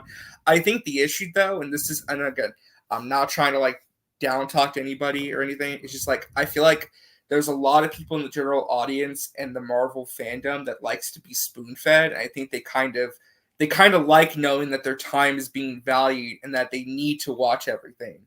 So when some stuff doesn't connect, they kind of feel like, well, that was cool, but I feel like I wasted my time, you know? And like William was talking earlier, sometimes customers don't like to feel like their time is wasted. I don't care. If it's good to me. But I think that because of the way Marvel's operated for like the last like 15 years, people want to know that everything's leading into something, so they want that forward momentum at all times. Well, I think that's what this phase has been different. It hasn't really had that same forward momentum. Well, I think there's also there is a little bit of a balancing act you have to maintain there, but where it's like where stories where you have like your overarching story in your larger universe, but individual properties can be relatively standalone within it, because you don't want to create a situation where the audience feels like if they miss one thing, then they're just going to be completely out of the loop on where this is all going. So, there is kind of like you do have to balance that. It is kind of like a 50-50 thing where it's, because I mean, like good example of the MCU, I think would be Black Panther, the first one where like, yeah, that does set up, certain things in Infinity War, but I mean, the movie itself, largely tells its own story. Even the Guardians, I mean, outside of Thanos. Yeah, exactly. The Guardians. Yeah. So there's a little bit of a there is a little bit of like maintaining, like we're feeding into the larger narrative, the larger franchise, but also allowing these things to kind of have their own identity and their own sort of individual life within the franchise. I think that's really what you have to maintain to kind of give the best of the best of both worlds with all that. But going back to what you said, RJ, about Echo, because that was something that hadn't even occurred to me with this Daredevil news, was if you what you suggest about would they Batgirl Echo, and because I had an article go up a couple of days ago on Screen Rant where I suggested the best way they could get around this Daredevil situation where they're going basically doing a page run rewrite is just re-implement your the initial plan for what was going to be Daredevil season 4 on Netflix. With like teasing, the return of Bullseye and all that, especially with how popular Daredevil was. But with what you just suggested, hey Chappie, you're back, and then what you just said, it's like that hadn't occurred to me. It's like, I don't know. With how drastic this is, and how not just with Daredevil, they're also like doing like a reset in terms of overall production model on Disney Plus Marvel shows. I don't know if I could write that off now. To be perfectly honest, where they might actually Batgirl. I was going to ask you guys something. Like, here's the thing about the connected universe thing. I didn't get a chance to answer. I'm going to tell you from my point of view. Is I'm a connected universe guy. I will. Whose music is that in the background? I think it's Chappie's. Yeah, you gotta give me copyright stuff, buddy. I gotta mute you because I don't want to get a copyright. We gotta take down the whole stream because they got the lyrics going. I am a universe guy. I'll watch your standalone movies, and you know what? I'll even enjoy some of them. But if I'm spending the money, and it's just customers I talk to and see every day, and the ones that we've seen in this movie, they want to buy into something that's larger than what they're sitting in front of. It's just a cooler thing. You're augmenting that dollar. You're augmenting that experience. So I am for it, and that's why the shared universe is where it's at as far as being able to generate. They just have to do it right. And the problem with Marvel is they did it right, but there's a gap that they really couldn't control. There are certain characters that they didn't have control over when a lot of these plans were put in. Now they do. Now we'll get that stuff. So, but as far as the, I think the shared universe is here to stay. Now, to what you guys are saying, to a certain degree, where even though we have an overarching story, not everything needs to be a lily pad that the frog has to jump from one to another. But I get that. I agree with that. But do you think that maybe they can reboot with like Fantastic Four, X-Men? I think they're going to. I think the whole purpose of Secret Wars is to completely do it. And like I said before, I say this 1,000 times. As much as what I think about reboots. I think if, like I said, lazy and stupid fucked, reboot would be the love child. But in Marvel's case, they've run their course with just about everything that they had. So, and now they have these new things that they can use. So now they've earned the credibility to do it. So I think they're going to reboot and realign everything. And I think that's going to be fine because you know what? There's enough associated characters with the Fantastic Four and the X-Men. You could run a universe for the next 15 years, if you want to. I mean, just on those two books alone, if you look at the way the Marvel Universe came together, the majority of major villains came from basically three different books: Spider-Man, X-Men, and Fantastic Four, and then Avengers after that. So, but you've already covered all the Avengers, and you really didn't cover a lot of their rogues gallery. You got Galactus, you got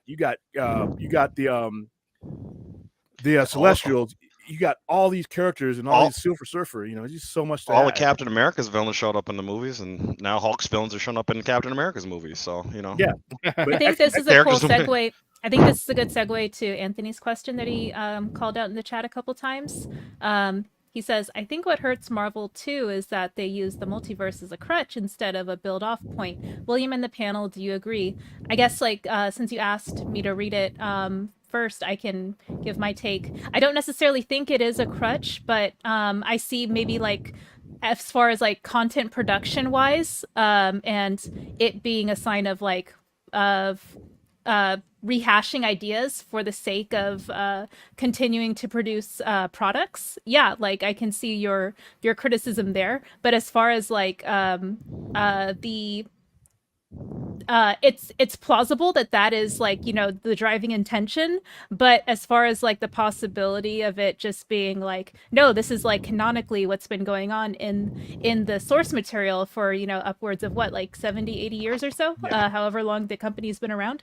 So yeah, like I think like if I were to assume positive intent, which is probably not the core intention, it's supposed to like generate revenue, but yeah, they do have that, you know, backing of like, no, actually, like if we want to argue canon, this is canonically correct of like what direction this content is meant to go if it were to be adapted in live action. But to your point about, you know, the cynicism, yes, of course, you know, they want to continue to find ways to generate revenue from it. Flash of Two Earths, like 1962, right? That's when the multiverse started. For Marvel or in comics in general? Comics in general. That was Flash of Two Earths with Barry and Jay Garrick, right? Technically, that's the first multiverse story. That's the first recognized multiverse story. But if you look at it, the Justice Society and everything happening, and the moment that they started when you did Silver Age, Golden Age, and you separated those two Supermen, that's technically, where it is, and that's what I mean by DC. And I'm sure there was like a basic version of string theory in everybody's head too. So like they didn't invent the multiverse, right? So like they literally, and they did it because they did it for financial reasons, because after World War II, comic sales plummeted. Comic sales time to update the stories to the modern times. Yep. Well, that, and there were people that thought that it was time to get rid of comic books. The comic books of the time were really darker and more violent than the ones that would get released. So the attitude towards not unlike the people who think that we need to get rid of comic book movies because they're getting too dark and violent. Yeah, but back then it was a different society, and comic books from like maybe 1945 to literally most of the 50s were on a downturn. And what ended up happening is once they started relaunching these characters, the Green Lantern, that they still wanted to do a Green Lantern, but that Green Lantern didn't apply. They still wanted to do it as Superman, but they didn't want him attached to the World War II. Same thing. So they basically just started over, and they never really explained. And that's when you had the whole crisis situation, because why do I have this old Superman from Earth whatever? Well, that's the one that was in Action Comics 1938, but this Superman they lined up with a different, which is fine. I mean, I had no problem with it. So do you prefer, because how, on your crisis point, not really necessarily a multiverse, do you prefer the sliding time scale as opposed to the crises every 2 years at this point? Marvel saying that every 10 years is a year, or every 5 years is a year instead of real time. I'm okay with it depending on the narrative of the storyteller. Just don't give one guy complete control to reset a universe. Yeah, because that's the problem. And they did that in Crisis, and they did that with Flashpoint, New 52, and all that. You gave one guy who did not have a good sense of what other creators wanted the ability to reset an entire universe, and that's what really just because he had a really good idea for Justice League Origin. That's pretty much and what he was doing with Flash. And you look at George Perez. There was an interview somewhere where there was a lot of creators that were not happy because that wasn't where they wanted to take the characters that they invested it to. So that's one of the biggest problems I have with these reboots. And like I said, we discussed this last week when I used Crisis as our turning point storyline. I thought Crisis was a clusterfuck. I have since the day it came out, and I think it is today. I think it's one of the biggest mistakes DC made, and it just started a trend of just laziness. I can't figure this out, so. We did get cool things out of the Crisis. The Crisis itself is done, but we did get cool things after the Crisis on Infinite Earths.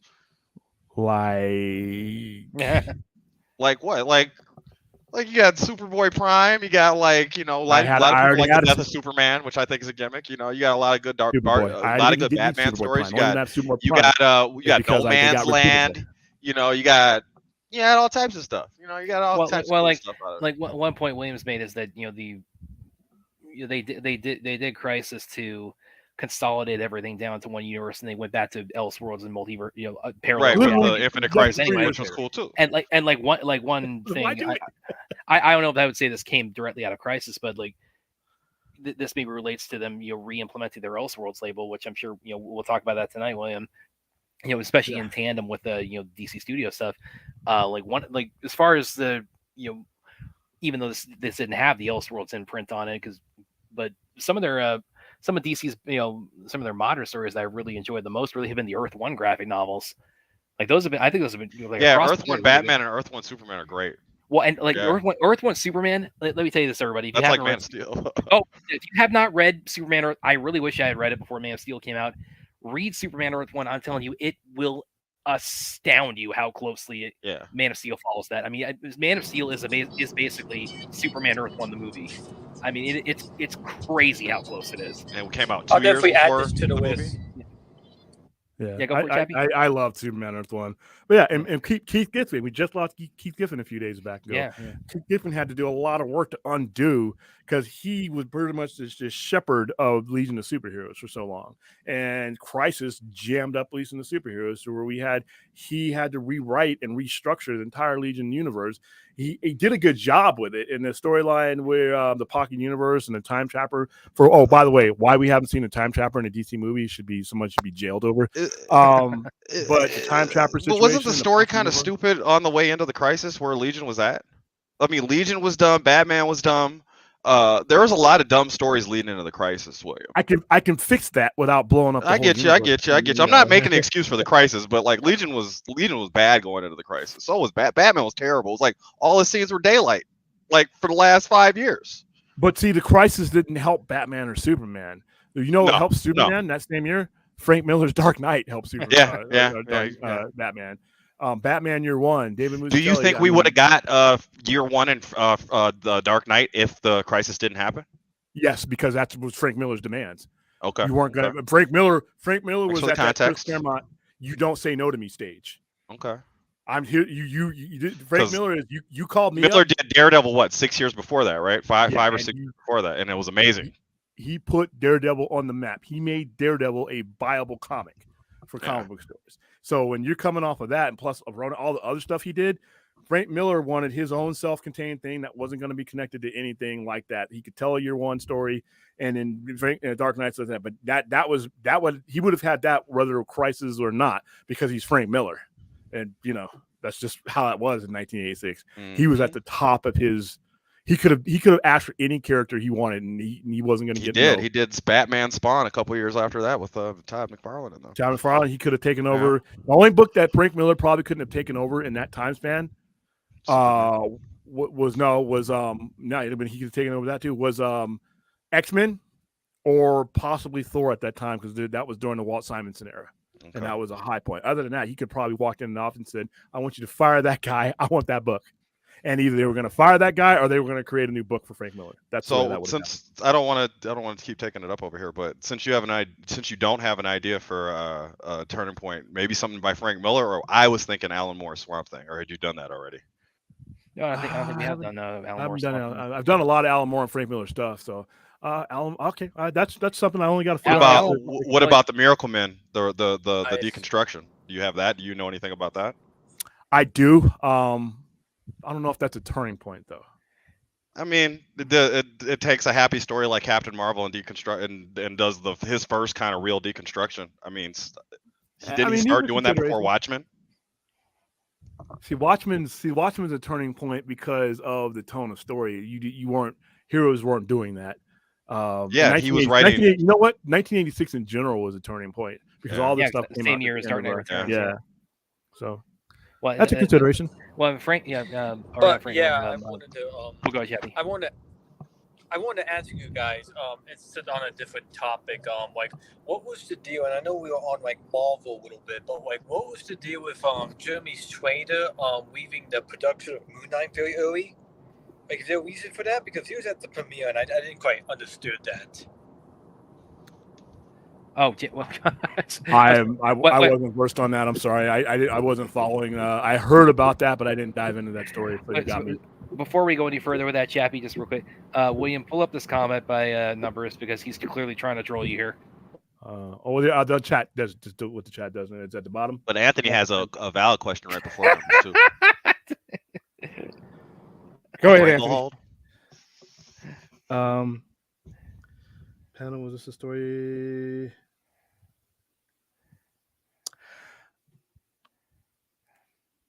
I don't think so, but at some point, it's we're just going to throw these onto a wheel and spin it, and because some of these are turning point for me is different than what you guys might think too. So yeah. So what do you mean when you say turning point? Give us a turning your point. definition. Okay, so when I say turning point, where comics were before that, comics in general were before that, and if this one story changed the way, like to me, The Dark Knight changed the way you told Batman stories, because the type of stories that were being told pre-1985, 1986 were safe stories. They were still, and you're talking about a major IP when it comes to. And that's also a part of it too, because in order for it to change the game, sometimes it has to be a top tier name that influences and that everybody sees, like a Superman, a Batman, Daredevil, things like that. So with Batman and what they did with Batman in 1986 allowed for Killing Joke and a lot of the things that happened, and heavily influenced whether a movie would be viable, things like that. Joker, the Killing Joke, that changed the way people perceived the Joker, an enemy, a villain had been around for 70 years at that time. Go ahead. So I was just going to ask, does Marvel Max fit into that definition? Like specifically, I would be thinking Punisher Max, but I mean, you got Black Panther Max, you got Luke Cage Max, you had Luke Cage Max, not Black Panther Max. You had Luke Cage Max, you had all different types of Max on that, but Punisher Max was really nice. Does that fit that definition? That would fit that. Marvel Knights to some degree would fit that. Mm-hmm. That's more of an imprint than a turning point, though. Like Vertigo, that would be like bringing up Vertigo. Vertigo wasn't a turning point, I guess, a bounty, but the Sandman stories in Vertigo that we've covered are a turning point to that extent, I guess. The influence that it had on the overall genre. So I guess that's where the qualifiers would go. Like if you put like Green Lantern, Green Lantern, Emerald, Twilight, the Lantern War. Yeah, saga. You couldn't before Emerald Twilight, you couldn't give Green Lantern away for free. That's a good thing that came out of Crisis, getting rid of the yellow weakness, for Emerald Knights. That didn't come out of Crisis though. But you were stuck in the one universe, right? Well, no, with the whole parallel that's a different nightmare altogether. But I know. Post Crisis, though, yeah, I see what you're saying because of Alex. But what happened is like you couldn't give away Green Lantern prior to Emerald Twilight, and then it became a seller. Like X-Men, X-Men, Giant Size X-Men #1. X-Men was a canceled book that they resurrected and handed over to different people. That changed comics in general. In general, because how many comics like X-Men had influenced. So it's things like that. When I say turning point, it's the global influence that it had on the genre in general or the company in general. Max is a great imprint, and not knocking it. So if that's the case, then when are you going to do a Dragon Ball Z or One Piece? Those are the biggest comic books in the world, respectively, at their times. They changed the whole world. We're watching One Piece on Netflix now because of how much influence Luffy and the guys have. That's a valid argument. I don't know if I would be the one to cover that, but I don't see that as changing that specific genre because Dragon Ball wasn't a comic book IP. You see what I mean? Whoa! You watch your tongue, good sir. Animes of all time. It's also a comic book. Yeah, but it's. I see you, Rhea. Yeah, she said she had to jump out, but she'll be in the chat and we'll see us all tonight. Okay, bye, Ray. Later, but no, I like I said, we'd have to discuss it. Like I said, I'm open to ideas, but that's my criteria for when we choose them. Okay. Well, thank you for clarifying that for me. I appreciate it. All right, panel. Also, guys, do you think that? I was going to ask you, do you think it's possible they could probably axe Echo, or if they're too much invested into it? Well, RJ asked that a little bit ago about with what the revamp of Daredevil, and because Echo is intended as a lead into Daredevil, and now that the Daredevil, it's going to be a different Daredevil born again than it was initially going to be. So, what effect could that have on Echo? And it's like that hadn't occurred to me. I thought, there might be a point there. William, what do you think on that? I absolutely think they can. Like I said, their perception of their product is going to be more important than any short-term loss. Because I think the best point is canceling Echo all around. But, that's what RJ suggested a little bit ago, and they're doing a real, they're giving a real facelift to, in general, to how they produce their Disney Plus shows. So it's like that might, unfortunately, be on the chopping block. Or fortunately, might be on the chopping block. Yeah, like I said, it may not be something that needs to be out there. Like half of what DC has put out in the last 5 years. he I doesn't. wish there was somebody that would have been sitting in DC's office when we're talking about making Harley Quinn fantabulous, whatever. I wish there would have been somebody who was sitting in there when they were greenlighting Batgirl. I wish there had been somebody that was saying greenlighting Shazam too. When the first one barely Batgirl made wasn't 400 really the million. problem. The problem was it was under poor management. That's why Batgirl got screwed up. Poor management was greenlighting Batgirl. That's the poor management. You don't green until you have your money generators in place that make those characters even meaningful to begin with. Why do we even know there's a Batgirl? Because of Batman. What are we doing with Batman right now? We don't know. Then you need to get that fixed before you start giving me Well, that was T's and D's. But that was back in the day when they didn't have a plan. So okay, then that's what I mean. I that's what I'm saying. I wish there was somebody like a Feige or somebody with that kind of common sense sitting there in the office when some of these dumbass ideas are coming up and saying, you know what, we're not going to do that. yeah, but wasn't Birds of Prey Margot Robbie's idea? Yeah. Then when she pitched that, because I actually quite like that movie. So I know it's a hot take, but shows movies trash. But you're telling your opinion, man. That's why you that's gotta apologize.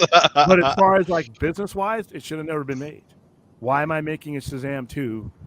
Where's my Superman? Why am I even making Black Adam if I don't have an integration plan with Superman?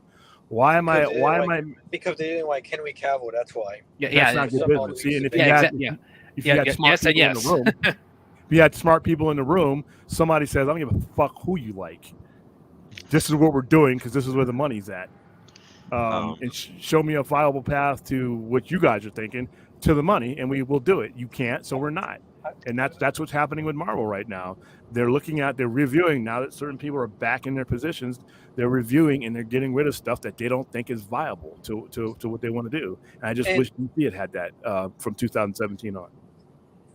Well, that was the Walter Hamada era, so there's that to explain. Another bad hire, by the way, and not his fault. Yep. He should have never been hired for that position. So, well, he was a new and white guy, so yeah, that's probably wasn't the best hire to begin with.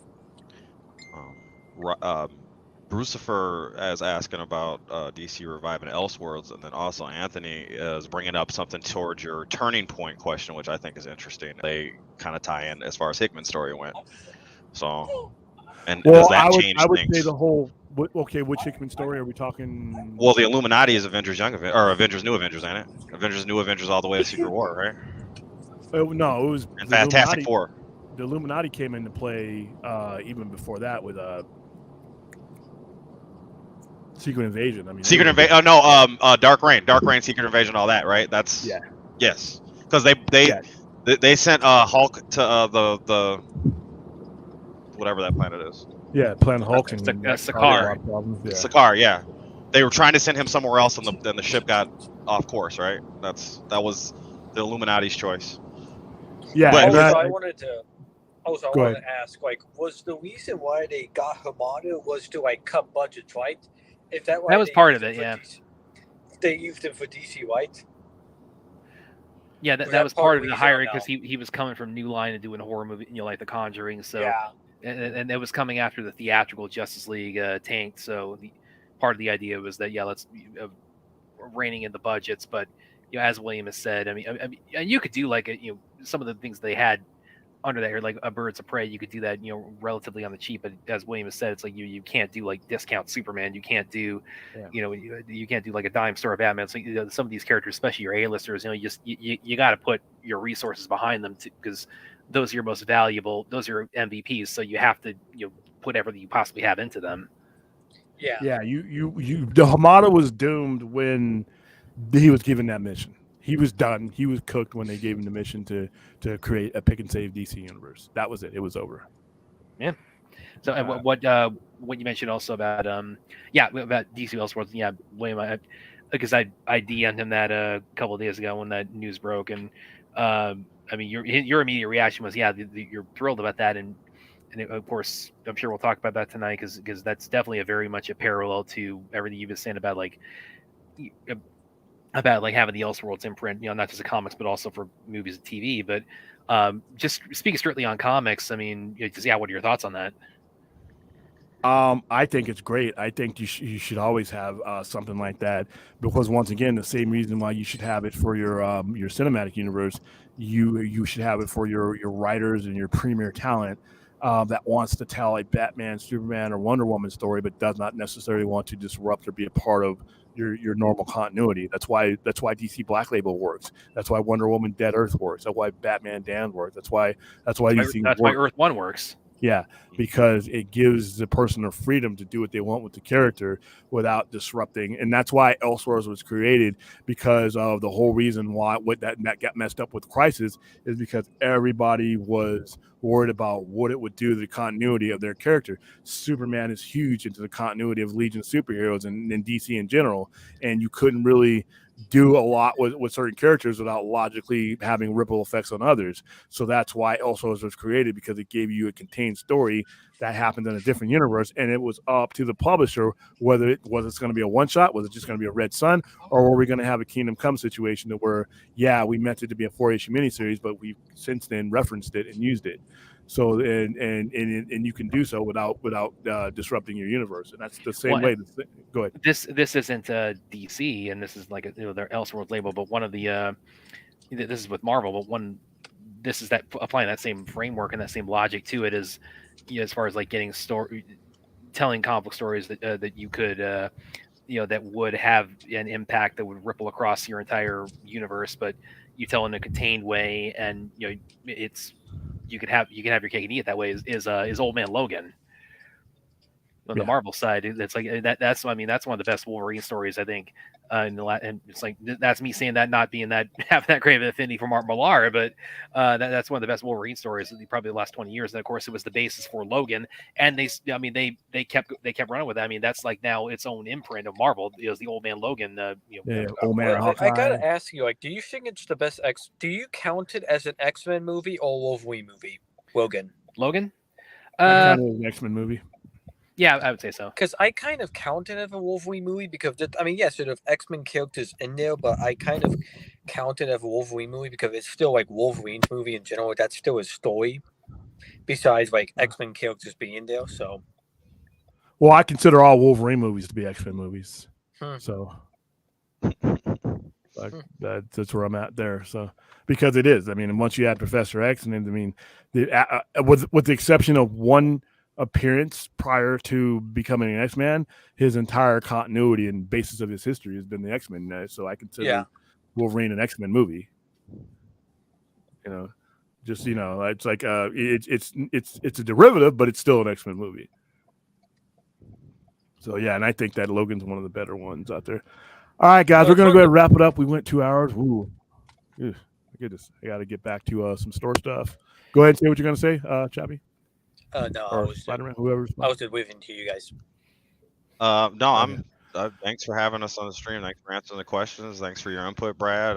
Thanks for RJ for kind of answering my questions, and Raya for her input and answering my questions, and everybody. So I appreciate it, man. Likewise.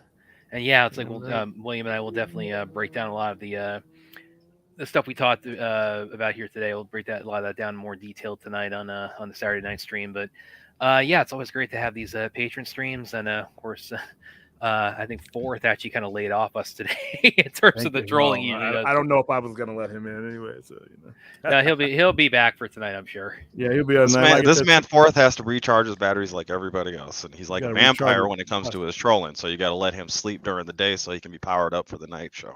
Yeah, and I might let people in tonight too, because I'm going to set aside some time so some of you guys that didn't get in today, some of you I could probably let in tonight. All right, guys. That is it. I will see you this evening, and thank you for being patrons. Thank you for the support. Thank you for all that. And for Brad, Chappie, for Rhea, who is in, RJ. What else we got? Spider-Man. What else did we get in today that's not here anymore? RJ, I got RJ. Yeah. All right, guys. All right. Chappie's still there, isn't he? Chappie's there with his non-avatar face. See ya. All right, guys. We'll see you tonight. See you guys.